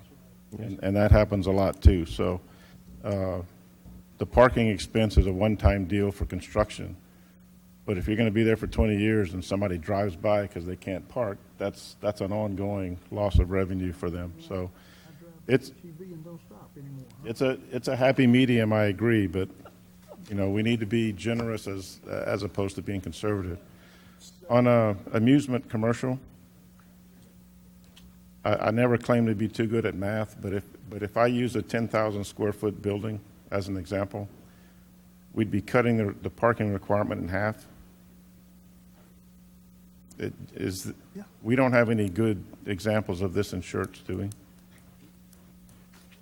When I tried to find a decent example for commercial amusement, they were either there and they didn't meet the current parking requirement, or we just couldn't find one that kind of was a good example, if you will. So the one space for 200, I believe, came from the APA book, that was kind of the median that people were imposing. But if for some reason a commercial amusement comes in and they feel that that's not appropriate, they do have that caveat that they can propose a change, and we can evaluate it by best practices. If I do some rudimentary math, The way we have it now, I get 100 spaces with a 10,000 square foot building. Under the proposal, it's 50 for a 10,000 square foot facility. That's a big drop. Like I said, we don't have any good examples in Schertz, so I don't have anything to bounce it off of, but The that only- seems to be a big drop. The only thing that I can think of is an indoor batting cage that we used to have over off of Commercial Place, and I'm not sure that we probably looked at that because I don't know that it's actually in existence anymore. Yeah, so like we did have the batting cages that were outside too, but they were, it was a completely different situation. So, these are the minimums. They can always put in more if they want to put in more parking, but I'm going to tell you that doesn't typically happen. Yeah, but unless they have a franchise that they have a standard. Minimum doesn't cut it because I can't get out of my car because then the one next to me is too close and I get door dings and scratches and everything. So, if we go to the bare minimum or run short, that's a big problem. Like I said, I'd like to be generous as opposed to conservative when it comes to parking. It's just, you get a cramped parking place and it's just too much trouble. Well, we do require a larger parking space than most anywhere around here. So our 10 by 20 space is typically much bigger than most 9 by 18s or I like Costco, but 8 by 18s. Costco's not in there, sir. I don't have a rec. I think it's not, because Costco's in Selma and so is the Forum, and I don't find the parking spaces at the Forum to be not as big as the Costco. So it's their standard at Costco with the big baskets that they have probably. I don't have enough information to make a recommendation on amusement, commercial indoor, but going from 100 to 50, that's a really big drop for me, and I'd be concerned with that one. But the only thing you could use would be New Braunfels, the water slides and stuff. And maybe even a theater. It's indoor. I mean, maybe we could look at what did we propose for the theater? I mean, it's a little different, but I mean. 2 over in UC right now. So. Have you guys thought about, and this just popped into my head, so again, someone submits a plan and they're going to put in an arcade. And that's going to come to the fire marshal, and he's going to look at that, and he's going to say, well, let's see, that's an A3 or whatever it used to be. And so based on the square footage, he's going to tell you what the allowed occupant load is. Could we not use those figures? In other words, go to the building code or the fire code, go to the occupant load tables. I don't think about Chuck E. Cheese and how many kids can ride in a van. Well, So I think I understand. think those are the hard things to look at. Yeah. I understand. that. But typically like I said, we've looked at best practices worth planning. Okay. I mean, if there's anything that you guys have a recommendation, we can certainly make those Yeah. changes and go back and look at Okay. and bring it As I forward said, it again. was just a thought. Yep, So. Understood. Well, you asked about theater. They're 1 per 100 square feet, so that's 10 per 1,000. That's twice as much as we have for amusement. So again, I don't have any suggestions other than to pull something out of thin air, but 50 doesn't look like enough to me. Well, I appreciated the comment that this is something you monitor. And again, I think it was said that if these don't work, we'll change them. Mm-hmm. The only but bad thing about that is the guy that's already doesn't have enough parking, nothing happens. Exactly. But, Exactly. I understand. You do the best you can and hope for the best, right? Mm-hmm. So with that, Mr. Chairman, I'd like to make a motion. Is this a recommendation to City Council? Yes, this will be a recommendation. I would like to recommend to City Council that they approve, what is this, item C, ZC 2017-017? Okay, we have a motion to forward a recommendation for approval by Mr. Outlaw. I have a second. Second. Second by Mr. Greenwald. Any other comments or questions? All right, call for a vote. Aye. Aye. Aye. Aye. Aye. Aye. Motion carries 5-1. Next item on the agenda is item ZC 2017-018. Hold a public hearing, consider and make a recommendation on an amendment of Part 3, Schertz Code of Ordinances, Unified Development Code, UDC, update Director of Development Services, and to remove Development Services Department. Okay, in January of 2016, the city went through the department name change process to rename Development Services Department to what we are currently, Planning and Community Development Department. With this change, the Director of Development Services position was eliminated, and the current Director of Planning and Community Development, Lisa, position was created. Although this name change was previously completed, the Unified Development Code was not updated, and there's many references to Director of Development Services and Development Services Department Development Manual through various articles within the UDC. So we're proposing to alter all callouts within the UDC for the Director of Development Services to City Manager or his/her designee. We're proposing the city manager or his/her designee to be more consistent with the other changes that have happened in the Unified Development Code, where a specific person is not called out, but the city manager can assign someone to handle those cases. We're also proposing to alter all callouts for Development Services Department Development Manual, which is a mouthful, to be consistent with the newly adopted UDC definition to just read as Development Manual, which we adopted that UDC definition for it. So these are all of the amendments to alter Director of Development Services to City Manager. So like I said, we're not changing any of the content in any of these sections or changing kind of how it works, just changing Director to City Manager. And then this is half of the changes from Development Services Department Development Manual to just Development Manual. That's the other half. So staff is making a recommendation of approval based on the UDC currently reflecting a director position and development manual that no longer exist as it's stated in the UDC. So the proposed change would be to correct the wording and to correct staff member / the manual.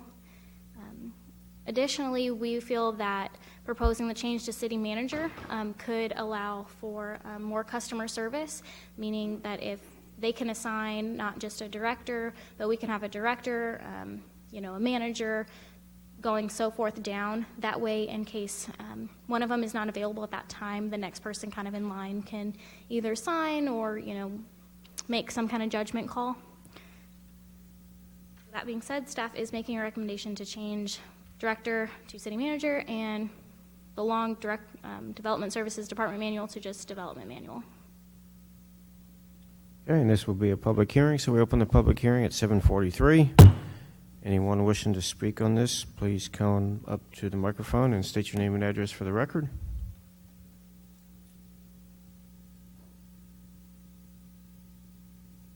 And seeing no one coming, we'll close the hearing at 7:44. Commissioners, comments, questions? So we hope they don't change the city manager's title, right? We're proposing that. That's probably the least likely to change, right? Mr. Chairman, I'd like to make a motion that we recommend approval to City Council of ZC 2017-018. Okay, we have a motion by Mr. Outlaw to forward a recommendation to council for approval. Second. I'll second. I think that was Commissioner Ray. All right, any other comments or questions? All right, call for a vote. Aye. Aye. Aye. Aye. Aye. Aye. Motion carries 6-0. Thank you, Commissioners. All right, next item on the agenda, workshop discussion. Discussion regarding a proposed Unified Development Code update for the tree preservation, mitigation, and exempted trees. We had the person that signed up to speak for citizens to be heard. So go ahead and reopen that and let Ms. Baumel go ahead and make her comments. Sure, and one of the items, sorry, real quick, Commissioner, Chairman, we didn't list this as a public hearing. We probably should have, especially with the kind of response that we got on the back end. So my request at the acceptance of Ms. Bamel here, is that I kind of give an overview of what we're talking about, why we're talking about it, let you maybe open it up to anybody who wants to speak, hear from the residents, hear from the public, and then we'll kind of do a little back and forth. Okay, if you want to do it that way, that's fine. Is that acceptable? Okay. So this item may be a shocker to a couple of you commissioners who have definitely seen the tree preservation ordinance come through before. Staff has been struggling with a little bit of this over the last couple of years. We haven't had a chance to really tackle it due to some timing and some other items obviously popping up that were a little more urgent with our UDC. But this is definitely an item that staff has seen as needing some revision. And I'll kind of go through a little bit of the revision, but also it needs a lot of clarification because we've had to make some staff interpretations over the years to make it work because there's some conflicting items. And so I kind of want to just talk to you a little bit about first some of the staff interpretations we've made, and then a little bit about some of the changes that staff would like to propose, because our plan is to potentially bring forward and then obviously hear from the public and hear from the commission about, get some direction about where to go, because we would like to move forward pretty quickly on this and look at bringing a UDC amendment in January to the commission. So a little bit about our tree preservation and mitigation ordinance for the new commissioners or anyone that may be in the audience that's not overly familiar with it. Generally speaking, we are regulating the preservation of preservation and ultimately mitigation, if removed, of generally shade trees that are 8 caliper inches DBH, which is diameter at, I believe, 4 feet off the ground. And so all of the trees that we see that are generally nicer trees, our elms, our oaks, our Montezuma cypress, so on and so forth, that we see planted, especially oaks in this area in Central Schertz as well. If you are going to develop or remove them, we have provisions about what you can and can't do, and then if you have to mitigate or not for those trees. And this ordinance has been in place for quite a while. A lot of cities have these kinds of ordinances. This is not a crazy thing. If you keep up with the legislative updates, there was some legislation passed this year regarding tree items. For the most part, we are in compliance. Part of this also is to help clarify some items so that we are in full compliance. The big one, as I have reviewed it and haven't had a chance to sit down with Dan on this yet, is there is a requirement that says we can't charge a resident with an existing home. So if there's an existing home on it, we can't charge them mitigation fees for removing a tree that is 10 inches or under, or I think maybe it's just under 10 inches. So that will be a change that we're going to bring forward as well. But for the most part, that's kind of our only little inconsistency that we have. A lot of legislation requires that you provide the ability to mitigate, not just pay a fee, but actually mitigate by inches, which is what we allow currently, the option of mitigating by planting inches. We even allow mitigating by planting off-site at public facilities, and I believe school facilities, if my memory serves me correct, on the out of our ordinance. So there are a lot of options for developers. Typically, when we see a lot of like big commercial development going in, or some of these big ticket developments that have had very high price tags on tree removal, I like to think of the Legacy Assisted Care Facility. That was one that came with a very high price tag, and I'll look to Lisa to kind of nod her head. It was over $150,000. I want to say closer to $160 for Legacy on tree mitigation. 290. So extremely high for that site. I know most of the commissioners have seen it, had kept up with that project throughout the years. It is finished. It looks very nice. They still also preserved a lot of trees. And so that's almost this crippling amount as we look at development.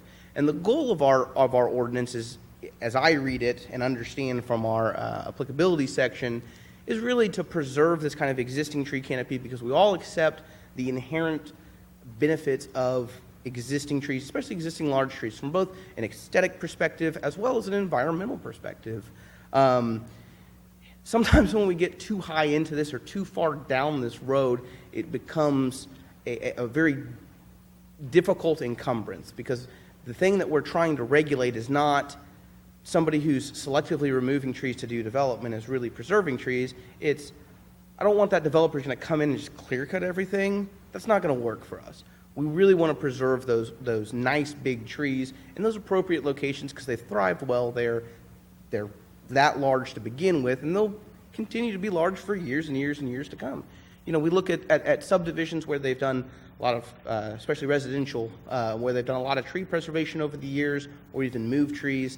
I know one of the comments that we get is Jonas Woods looks wonderful. They did a really good job. They took out a lot of trees. And don't get me wrong there. They took out a lot of trees. But they really did a great job selecting, saying, these are good trees. We can work these in. I know they moved some trees from some other areas of town as well. But overall, as we look at it, I think most of the commissioners, y'all would say, yeah, it looks very well treated. It's very nice.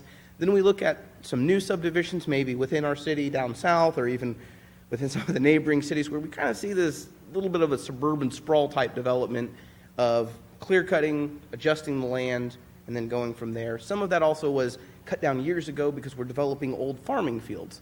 And so the farmers didn't want the trees. They were cut down. We get these kind of funny rows of trees down the fence lines. Sometimes good trees, sometimes bad trees. That's kind of why we have this ordinance. And so some of the items that staff's had to make interpretations on and the way we enforce this ordinance, and I'll walk you through them, are the first one, there's a requirement that's in 9.9C3 that requires that every site preserve a minimum of 25% of the total DBH caliper inches on site. This is near impossible to do because if you read it straight to the exact letter, that means if I have a little sapling that's a ½ inch, that's a tree. I got to count that. And so I got to survey all of that. That's in the thousands and thousands, tens of thousands, possibly hundreds of thousands of dollars to do, especially if we have sites that have heavily wooded trees. When realistically what we're looking for is that existing canopy. I don't want those great trees that have thrived there, that look nice. I want to keep those. The little sapling that dropped off the tree or the bird dropped off, a few weeks back, that's less important, as staff has seen. And so the way that we have been enforcing that is to require that the non-exempt protected and heritage size trees, that 25% of that be preserved. Additionally, we have had requirements that to the tree mitigation requirements. So as you go through that portion, we have a whole section that identifies certain types of trees that are exempt from preservation and mitigation. So protected trees that are within utility easements, and again, it's not heritage size trees, protected size trees that are within utility easements are exempt from preservation and mitigation. We've got species exemptions that has no size associated with it, just says these on this list, which are ligustrum, chinaberry, hackberry, cedar, and I think it's even listed as red cedar, but kind of our junk trees, if you will, that don't do well, we don't want, they're on our undesirable list. You can't even plant them if you wanted to. Those have these exemptions as well. And one of the items that we looked at is directly after that exemption list, there's a clause that says all heritage trees are to be mitigated for, which conflicts directly above where I have a list of all of my tree species that I'm saying you're exempt from these. It doesn't say protected versus heritage. So if we read that straight in, then a 24-inch hackberry, which is probably near the end of its life and going to fall down anyways, you've got to pay for at 3-to-1, $100 per inch. So several thousands of dollars to remove a hackberry tree.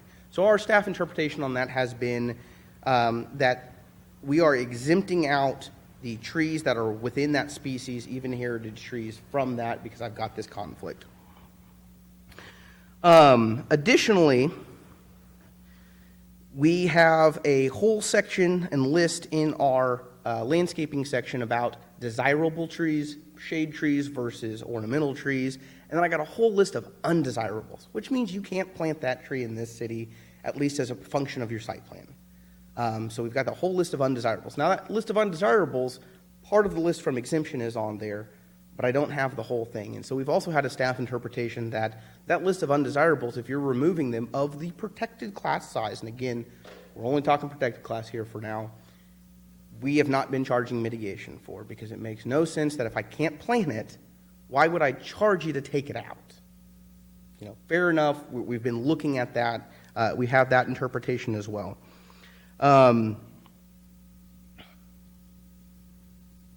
Additionally, we have required that heritage-sized trees within those same listed areas that protected-sized trees are exempt from mitigation and preservation are exempt just from preservation.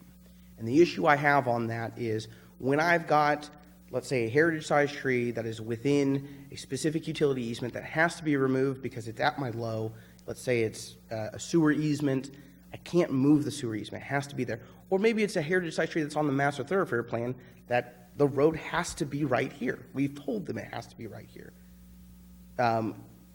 While they're still required currently to pay for that mitigation, we don't charge against that 25% preservation of that heritage tree, because it can cause issues as we enforce our code with the inability to actually preserve the tree. So if that's the only tree on the site, and and engineering says the road has to go right here, then we're stuck in this predicament of you have to preserve 25%. But you can't, because you got to build this road, and I can't leave the tree in the road. And so we have these fundamental problems that staff has seen. So part of what we'll be coming back to you with is some modifications to clean up some of that language, to make it very clear about what we're preserving versus what we're mitigating for, and really nail that down so as people evaluate sites, as people look at developing within the community, they understand coming in, I got a heavily wooded site, I'm still going to get hit with a huge potential mitigation fee, but they're very clear about what they have to survey. They're very clear about what we're going to require them to mitigate for, what we're going to require them to preserve. So that's one portion of this. The next portion is we have seen that there is not a lot of flexibility other than taking a variance, which requires a legal hardship, which can be very difficult to prove, especially when we talk about removing trees, for certain situations. A great example that I have, and luckily this property hasn't come in yet, but we've had situations where, or close to situations where I've got one or two trees on a big industrial site, and they're dead center in the middle, but I have to preserve 25%. And so we're stuck with this, how do I actually build my building then? How do I have a developable property if I can't remove them? Even though our very heavy landscaping requirements are going to cause me to put back hundreds of inches of brand new trees. And so we don't have that flexibility right now. And so what staff's going to be proposing is a administrative waiver that is based on criteria, and I don't have the criteria worked out yet, but that criteria is going to include items that's a little lower standard than a hardship, but is in the spirit and intent of the ordinance. So when I have these situations where, let's say, I've got one tree on the entire lot, and it's 8.5 inches big, and it's kind of a junky looking elm because it didn't do well, it's on very rocky soil, let's say, and the developer, a person who is developing that lot needs to remove it, maybe it's even a single family homeowner. We will allow that potentially, given the circumstances that are there, on an administrative waiver portion to waive the ability to have preservation. In this case, most likely still would need to mitigate, but doesn't have to meet that preservation requirement, because right now I don't have an outlet for that.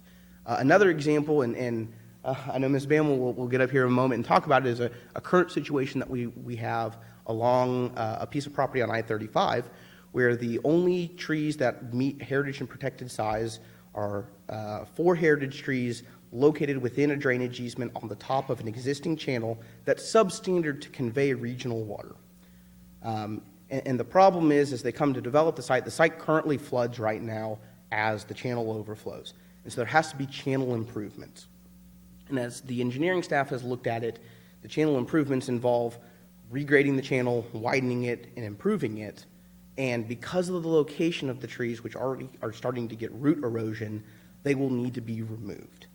This is going to relate to tens of thousands of dollars in mitigation, but there's not really a feasible option. So the engineers evaluated doing underground conveyance. They've looked at doing concrete channeling. They've looked at working with the neighboring property owner across who owns the other side of the channel to try to split the difference the best they can.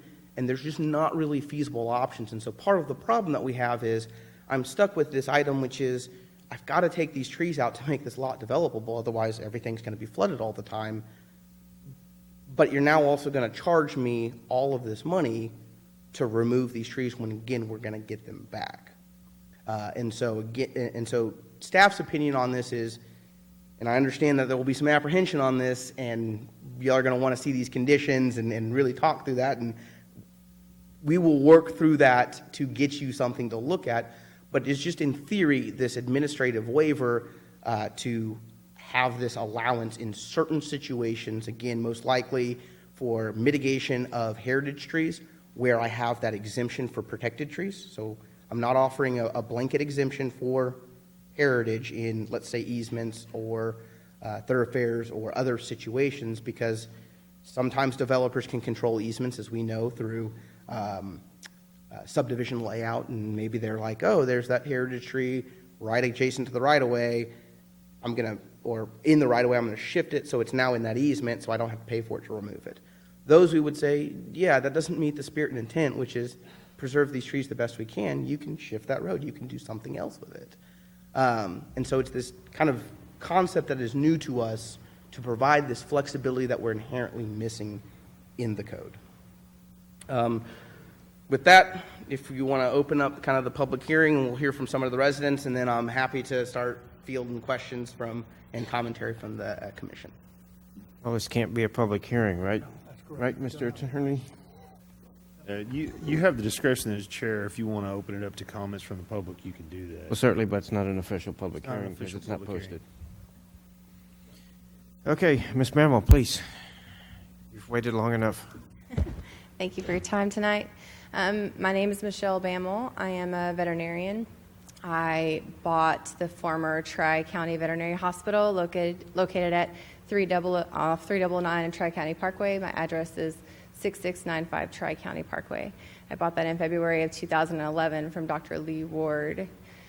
I've owned it for almost 6 years. The practice has grown tremendously. I feel like I offer really great service to the citizens here of the city and Mr. Outlaw. And I feel like I have a lot to bring to the area, and I want to bring more, and my vision is to bring more.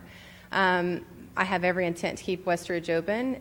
My vision is to build a facility that would move my current services of acupuncture, chiropractic, physical therapy to a new location, which is 22525 IH35.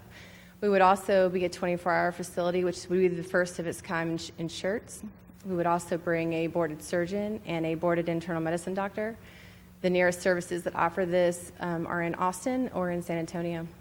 So currently, all of our citizens either drive to Austin or San Antonio and take that revenue with them elsewhere. So my desire is to keep that here and offer a specialty place, a true place of nothing like it anywhere near in this area of Texas.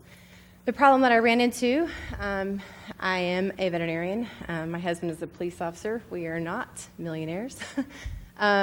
We found a great deal on this land before I bought the land. I did due diligence. I have already a contractor laid out and asked him to come look at the site, which he did. And we also had an engineer look at the site. There was a survey already that was done about a year prior, and we gave that to the engineer, and he did his due diligence and told us that the site was developable. So I have an SBA loan and bought the property.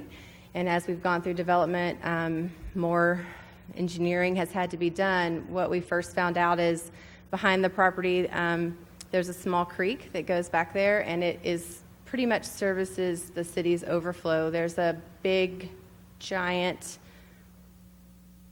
tube that goes underneath I-35 that the water drains under I-35 and goes into the creek behind my property.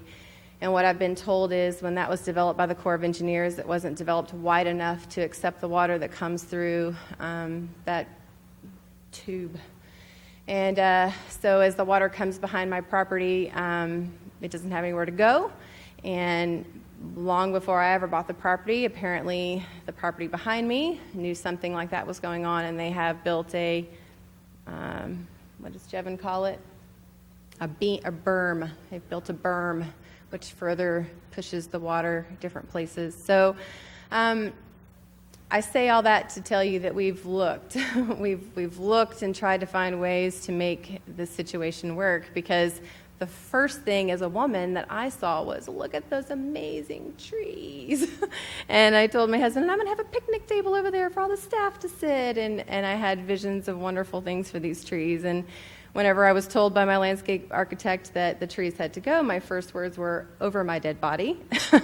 I will die first before I cut down those trees. And so I am not a big developer that is seeking to level them. I cried. I was crying at work, and my staff was asking me what was the matter with me, and I'm like, I had to cut down the trees. So, you know, there are situations, what I want you to hear, when there aren't other options. And my mitigation fee is $43,000. My contingency fee in my loan for my SBA loan is $126,000. It's almost a third of my contingency. So, and I've never put a shovel in the ground yet. So I guess what I'm asking for is y'all hear that there is a need for some flexibility clause. I get it. I don't let my husband cut down cedars because they're pretty trees, and they're little awful persimmons in my front yard that I won't let him cut down. So there are situations whenever, I mean, I own a $500,000 piece of dirt that right now I can't do anything with, and I have to cut down the trees. So, I just ask for, some consideration of leniency when it comes to that. I get it. I don't want to live in a city where they cut down trees. I don't want to live in a city where my husband and I cringe when we drive into San Antonio and we see the hillsides filled with, tract homes. So I don't want to live in that city, and I hear it, but I ask that you consider that sometimes you need to have a little clause in there that allows for a reduction in the fee, which there's not, because the first thing I called Brian and I said, what are my options other than the $43,000? What else can I do? And I can plant like 100 trees in its place. I'm like, I don't have a place to plant 100 trees in its place. There's not enough land to plant 100 trees. So I guess it just is, it's smashing my head against the wall because I don't know, what do you do? I'm kind of knee deep already. It's not like I can back out. So I'm just asking y'all consider maybe like you said, a little clause in there for situations where I don't have another option. Thank you.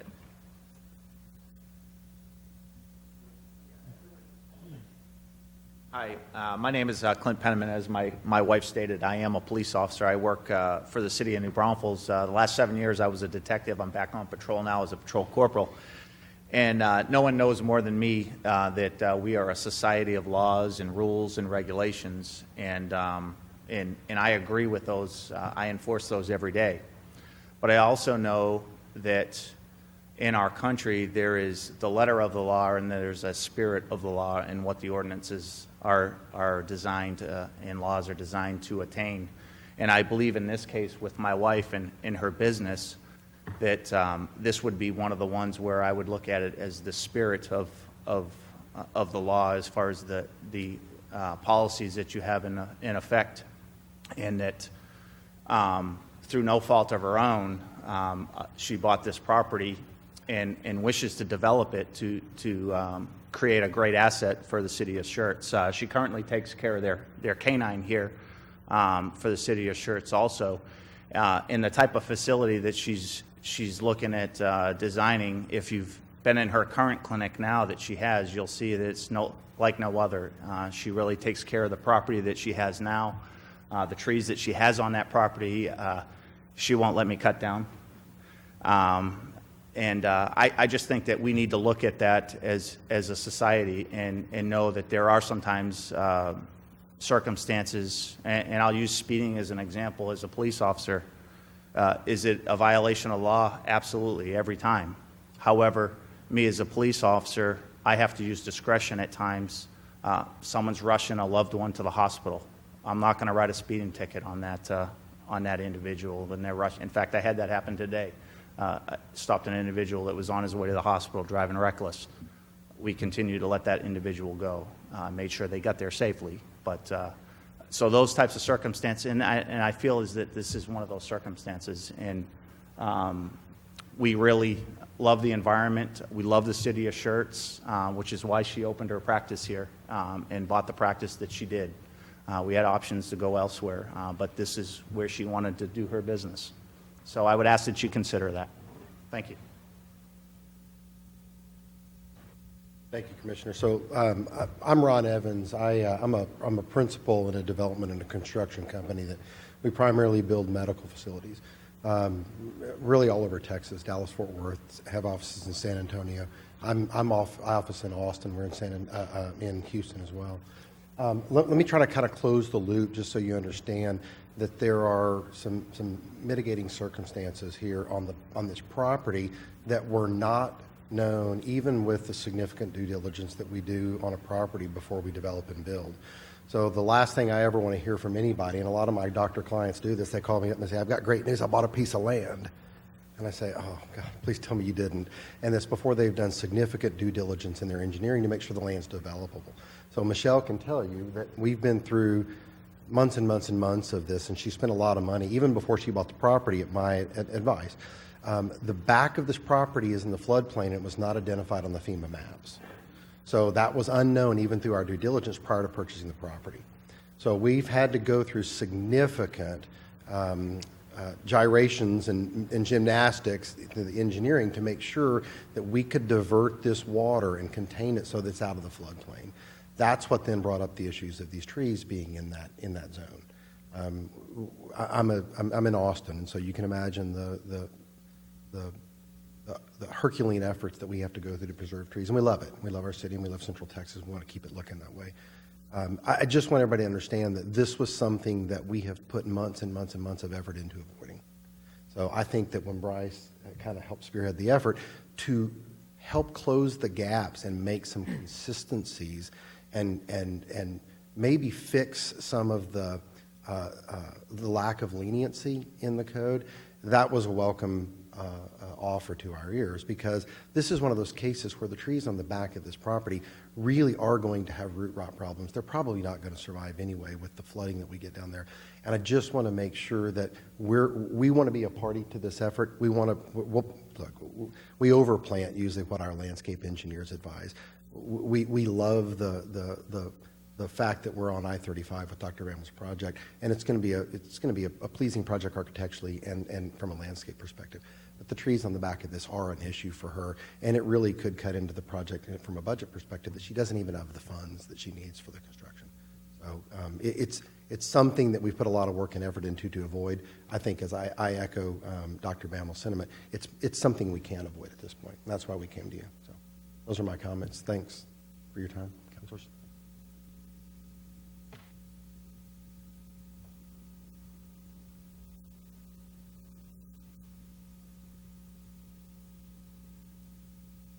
Good evening again, Commissioners. Jeff Womack, 2944 Mineral Springs. Mr.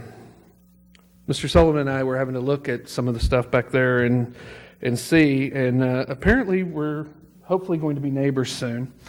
As I live in the Riata subdivision there, and John lives in the Belmont subdivision there. On a side note, I used to be a certified arborist in the city and county of Denver, Colorado. Trees are very, very important to me. If you went to my house, you will see lots of planted trees in my little 1/6 of an acre that I have. That being said, and sometimes, as the applicant has said, or as the doctor has said, sometimes we have to have variances.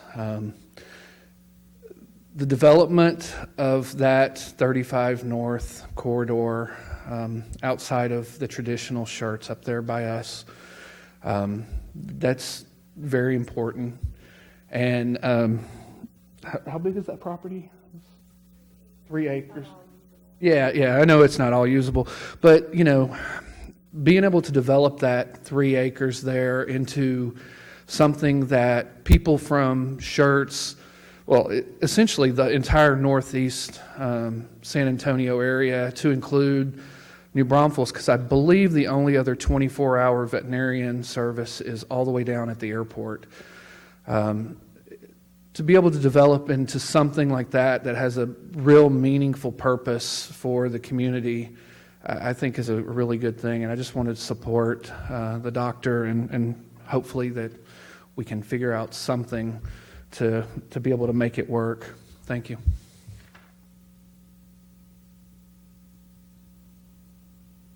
All right, I guess I'll start off on a comment here real quick.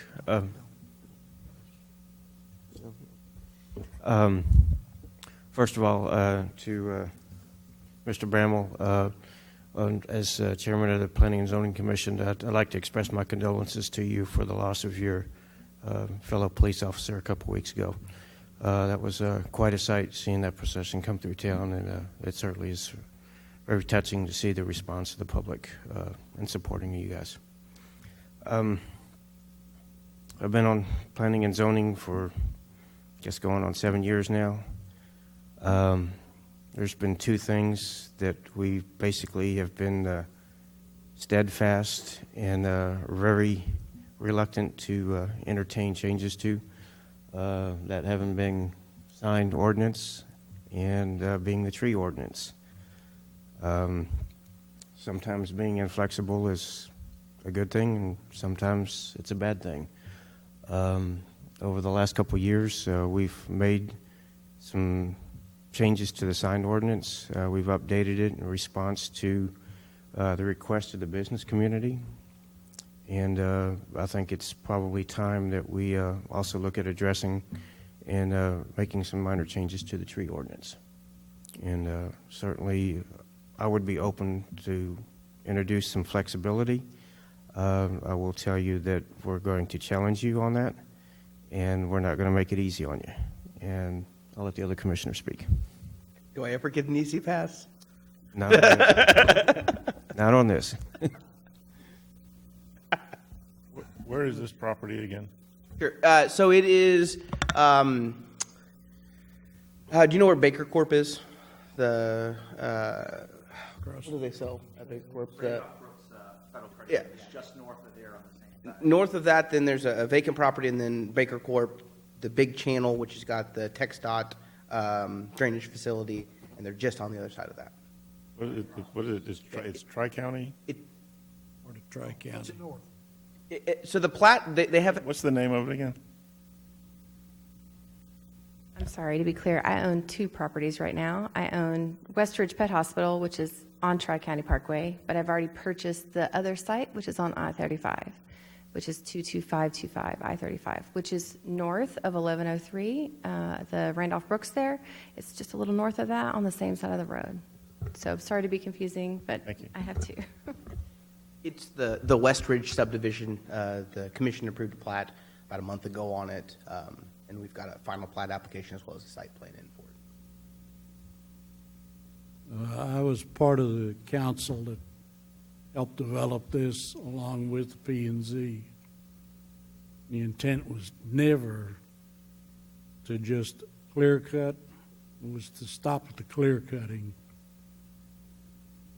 And the intent was if a tree was in the middle of a plat, it had to come down, and there was no charge. I'm not sure where this charging is starting, but it wasn't supposed to have been charged.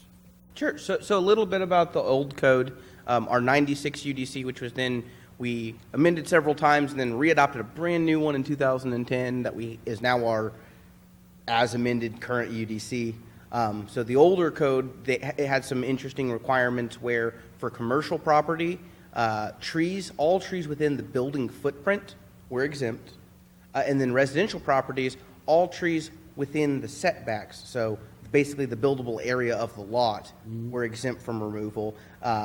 Sometime between, I guess with the adoption of the new UDC or a subsequent amendment, And if you want to chime in about the year-ish. So in 2009, when they did the complete rewrite of the Unified Development Code, there were still requirements with the building envelope being exempt. But in 2010, when they did the second rewrite, that went away completely, and they considered the whole lot.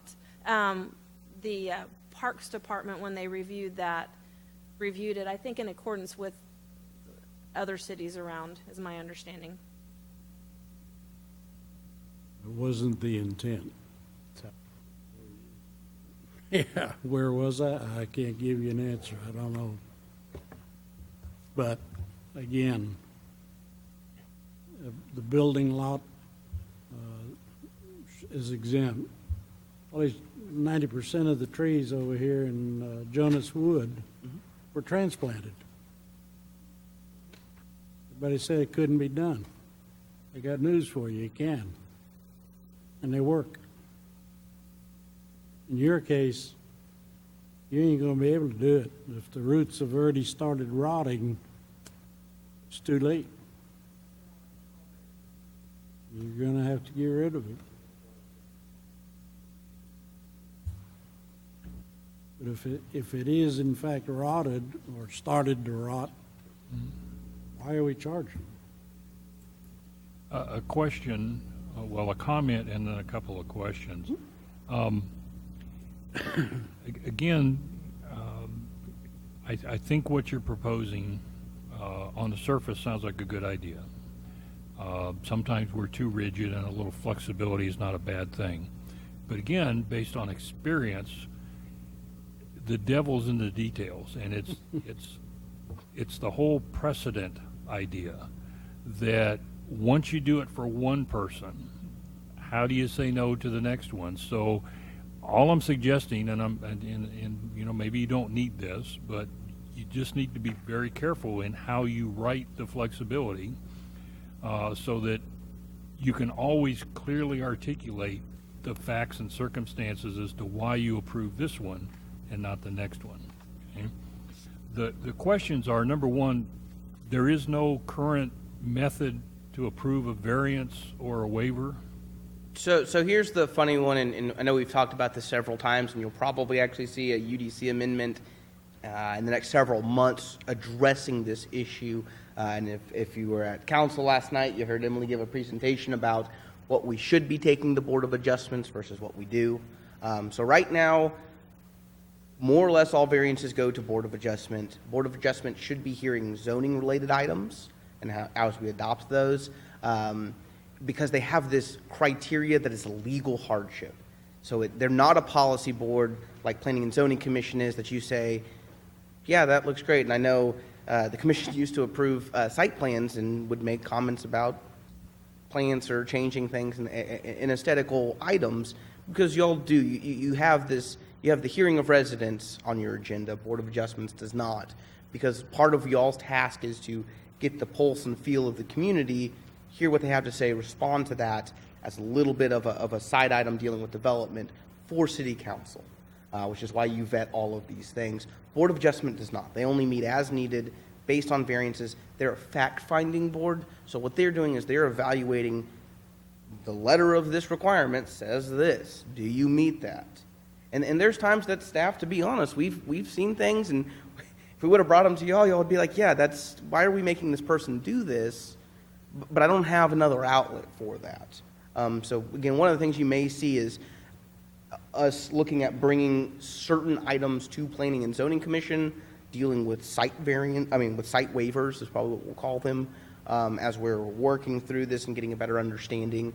Because again, that's, to be honest, one of our biggest points is that we don't have a lot of flexibility in certain areas, and I can certainly appreciate that you don't want to go all loosey-goosey or willy-nilly and just say, yep, that sounds great, that one sounds great, that one sounds great. But we really need this outlet that we don't have for these really unique circumstances that don't necessarily elevate to a level of legal hardship, but everybody in the room would sit there and say, yeah, that makes sense, or most of us would say, yeah, that makes sense. And so, again, one of the items that we're looking at is possibly a staff waiver. Some of the directive that we've seen City Council comment on over the last several months is adding more flexibility to the UDC, adding more flexibility to our code, not coming down on our standards, These two things are not, they're independent. Maintain high standards, but provide that flexibility. We saw that when we did the exterior construction and design standards, where we're still very high in our standards, and it's something that we'll probably revisit again based on some discussions with various commissioners about revisiting that even, to maybe come down even a little bit more. And we said we would often revisit these items so that we can get it right, so that we can keep evolving. And so part of this addresses that. So question number two, and I should know the answer, and to be honest with you, I just haven't. I'm not up to speed on the tree ordinance. Sure. How does our tree mitigation and preservation, how does that address what sounds like maybe diseased trees? So if you have a tree that is determined to be dead or dying by an arborist, which, to be honest, a little bit of root damage, and I'll look back to a former arborist, may not quite get you there. Struck by lightning, probably better chance. Noticeable rot, definitely going to get you there. But trees that are determined to be dead or dying by an arborist, they do require mitigation, but the mitigation is replacement with a tree at at a brand new tree that's planted at 2.5 caliper inches. So the flip side is you'll have to find an arborist that says, yeah, that's the case. And today it may not be. Again, the trees probably look relatively healthy. You may have a hard time finding an arborist that says, yeah, I bet they'll go out there, look at the conditions and say, over time, yeah, this tree doesn't have a really good chance, but if you ask me today, it may not be dead or dying. So we do have that partial predicament, but there's not a fee for dead or dying trees, only replacing it with a minimum-sized shade tree of 2.5 caliber inches. And again, your proposed timeline on coming back to us with these changes? We are looking to bring forward something in writing for y'all to see and digest for the first meeting in January, so it is pretty quick. But again, what we're looking at doing is providing some cleanup regarding how it's interpreted, clarify the language a little bit better, and then providing this staff waiver. And it's not to everything. It's only going to be to a certain few specific items to address these potential problems that we have either kind of had floated to us or have actually seen and are experiencing that we realize, yeah, it's not quite there. And the reason that we'd like to go the administrative waiver side is we feel that with the right criteria, these decisions are relatively easy to make. And so it will help in some timing as well on this. We have other places that we have allowed staff waivers historically in this to help with keeping projects on time or things that really may or may not need to go to a board or commission, such as driveway waivers. That's one right now that the city engineer is allowed to do. They're allowed to permit a waiver to minimum or maximum widths of driveways, especially for commercial. And what the city engineer requires is you need to demonstrate why you need that. If they can't adequately demonstrate, and you say, well, I want it, they don't get the waiver. It's kind of that easy. And so part of this is as we have evolved our staff and we have very capable professionals who are our planners, who are looking at these things as we do these group consensus discussions, because that's how, if you ever sit a day in the planning office, every big decision is talked about between all the planners, between Lisa. Oftentimes we'll bring Brian into it. It's not one sole person saying, yeah, that looks good, sounds great. It's consensus, and when we don't have consensus, we keep talking about it till we do. And then we'll shake her head that I've probably driven her nuts many times by saying, how are you not getting this? And she's like, how are you not understanding my point? We'll take a break, we'll get back to it, but ultimately we get this consensus so we have a good, solid decision that we feel is representative of what the commission wants, what the city council wants, what the city as a whole is looking forward to as the best for everyone. We feel we're capable and ready for that task. The outlet it always also gives is if an applicant doesn't like our decision. I said, yep, I've got that case that I gave you earlier. Developer comes in, says, well, no, this one, I have to remove it to get this utility in. My answer is, well, we're not going to approve your master plan or recommend that you get this waiver. Adjust your master plan, swing your road 5 feet to the right, and you're good to go. Because you chose to put that road there. Now, when it's something that you don't have a control over, because the city's going to come in and say, in order to meet our requirements for drainage, in order to meet our requirements for sewer utility location, that these things that I really am stuck geographically with, or master thoroughfare plan, where I've got endpoints. Yeah, I got a little bit of wiggle room in some of those longer stretches. If you got a small section, you may get hit with that. We're going to look at it and say, yeah, if it's because right now the protected size trees are already exempt in those cases. So we're just looking at possibly exempting out the fee for mitigation for heritage trees in those cases, but we don't want to make it every case, because I don't want to give that ability for the developer to come in, swing that road, and take out that tree. What is it? Willow Grove. So there's a humongous tree on the back end of Willow Grove. It's like 54 inches or 60 inches, massive. We worked with that developer to actually swing the road around it and then wrap the right-of-way the other way with a pedestrian easement for the sidewalk to save that tree. Part of it also was keeping it on the right-of-way because it needs to be on the private property for maintenance as well, because it's a very large tree, and it's kind of one of those risks of getting a road that close. Can we get it? But we've got a very good proven track record of working with folks to really preserve trees. Look at 5000 Schertz Parkway, the medical offices up there. They've been there for, almost a decade now? Those trees are doing great. We were able to well them. We see a lot of this, that we really work with developers because we understand, staff understands how important this is.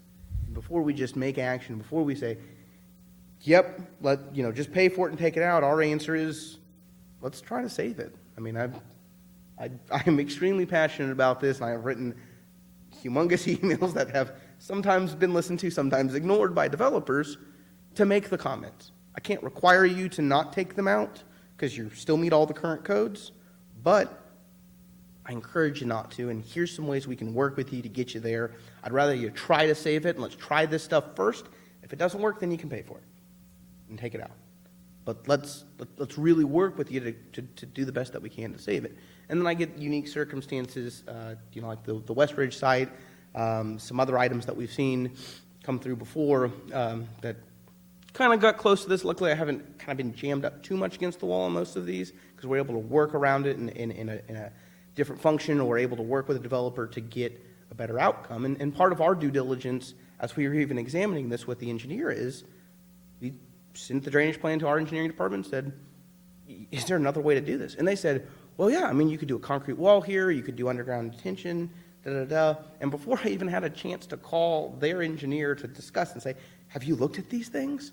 I got a letter from him saying, hey, we really need help with this because we've looked at this. This is not feasible. I can't save the trees and put a concrete wall in, because as we channelize, especially with concrete, I'm able to shrink channels a little bit and have a little less width in earthen channels and meet requirements. He said, I'm going to kill the tree. I'm taking out over half the critical root zone on it. We're going to have a really rough time on this. Or even diverting and going underground. He addressed that as well, that it's just not doable. And so again, staff is vetting that because we don't want to, we wouldn't want to issue a waiver. We want criteria in place to say, you got to demonstrate to me that it's just like completely not feasible. And there's really no other option, so. Can they apply for a tree removal permit and then bring it before P&Z for approval? We can do that today? Nope. So tree removal is administratively granted, and as long as they meet the requirements, they're able to do it. So for example, they're able to remove them now. The issue is paying that mitigation, and is it right for them to pay that mitigation? And so that's where we're trying to introduce this waiver, is to help level that playing field of complying with our regulations, but at the same time meeting that spirit and intent of preserving as many trees as we can. So what's the spirit and intent of? Hang on.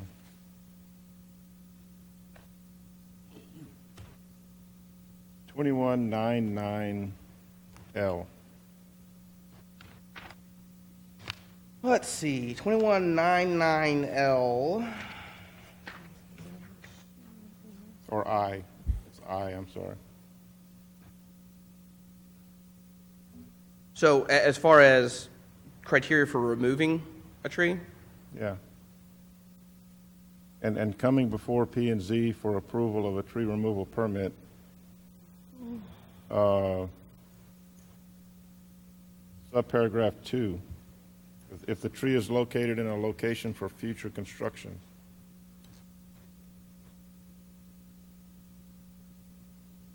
Or any of those others. Could an applicant do that right now, today? I will have to look at this. Because I don't know that we've ever had a tree removal permit come before P&Z, but it seems to me that there's a lot of conditions in here that would permit someone to come to P&Z and say, hey, I'd like to remove this tree because.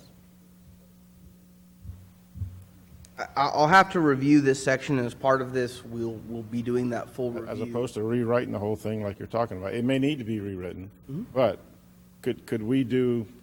And it could be rewritten to not be a staff waiver, but to be a planning and zoning commission waiver, if you so choose. I mean, we can do it. We may be able to do it today. It may be possible. I will have to look through this. Okay. Again, the portion that I'm going to run into is I have a very specific section in the subsection B4 that comments all heritage trees to be removed shall be mitigated in accordance with the provisions of this section. So again, Mr. Bro, let me review that section and get back, and if that's the case, we very much can provide better clarification for it. Unless you come to P&Z and P&Z says, yeah, you can take it out. Well, again, Or Parks and Rec, or, code application experience says that when the word shall is used, that's exactly what it means. It doesn't say may, it says shall. But there is a condition later on that says P&Z can approve tree removal permits. So we're a higher authority than the shall, I think, or I would yield to our attorney, but I would say the P&Z commission would outweigh subparagraph 4 where it says shall.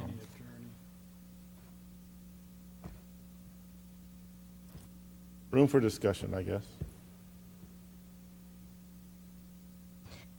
Again, I'll have to read through this. I'm not seeing anything immediately off that says that you can go against the code portion. It just talks about approving an application to remove a tree, which has to occur prior to the removal of the tree. So let me read through this section because I don't know that it grants the ability to have that waiver. But again, I'm happy to read through that because, again, that first condition is where the tree is with respect to disease, danger of falling, proximity to proposed structures, interference with existing items, et cetera, because there is the ability, I know, for us to deny tree removal permits when they don't meet the code sections.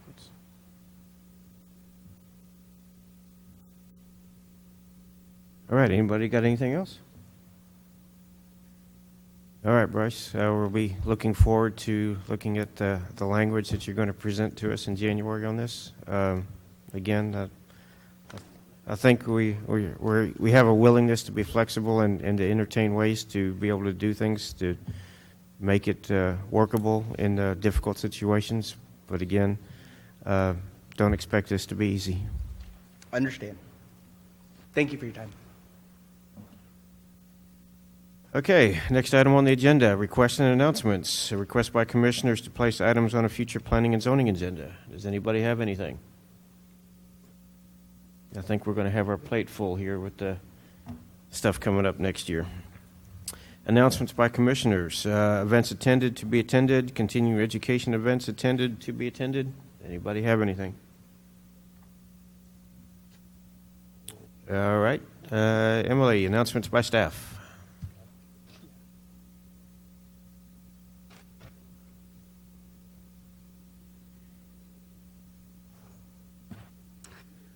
Okay, so we have 4 new site plans to talk about. My notes.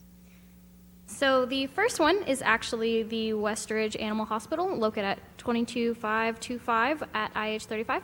It's a proposed 7,523 square foot veterinary clinic.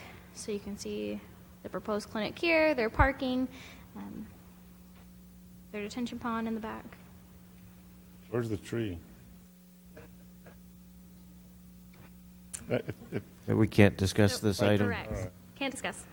The next one is Schertz Retail Center, Lot 2. So this is on 1103. So 1103 is up here, and then further this way is Old Wiederstein. So it's actually the second lot in the Schertz Retail Center subdivision that y'all saw a couple months ago. The exact address is 1707 FM 1103. It is a proposed 2,880 square foot automated car wash. So you can see the car wash here, and then these are all of their proposed parking / vacuum areas, and then 1103 is here. The next one is the proposed South Water Reclamation Plant for CCMA, located at 7424 Trainer Hill Road. With this phase, they're proposing 3 structures, an admin building, and then 2 mechanical equipment, and then various items just to have that plant operational. So this is their whole lot. Trainer Hill Road, they're proposing one driveway in with their facilities here. Their admin building is kind of in this general area. The next one is for a discount tire located at 17975 South IH 35. The best way to describe this is where the old Garden Ridge buildings is located. It'd be in front of that. So once again, a proposed discount tire, approximately 7,680 square foot commercial building. So here is that building here, their parking, and their drive aisles. All right, and it looks like we're at item number 7 on our agenda, adjournment of the meeting. Motion to adjourn? So moved. All right, adjourned at 8:41.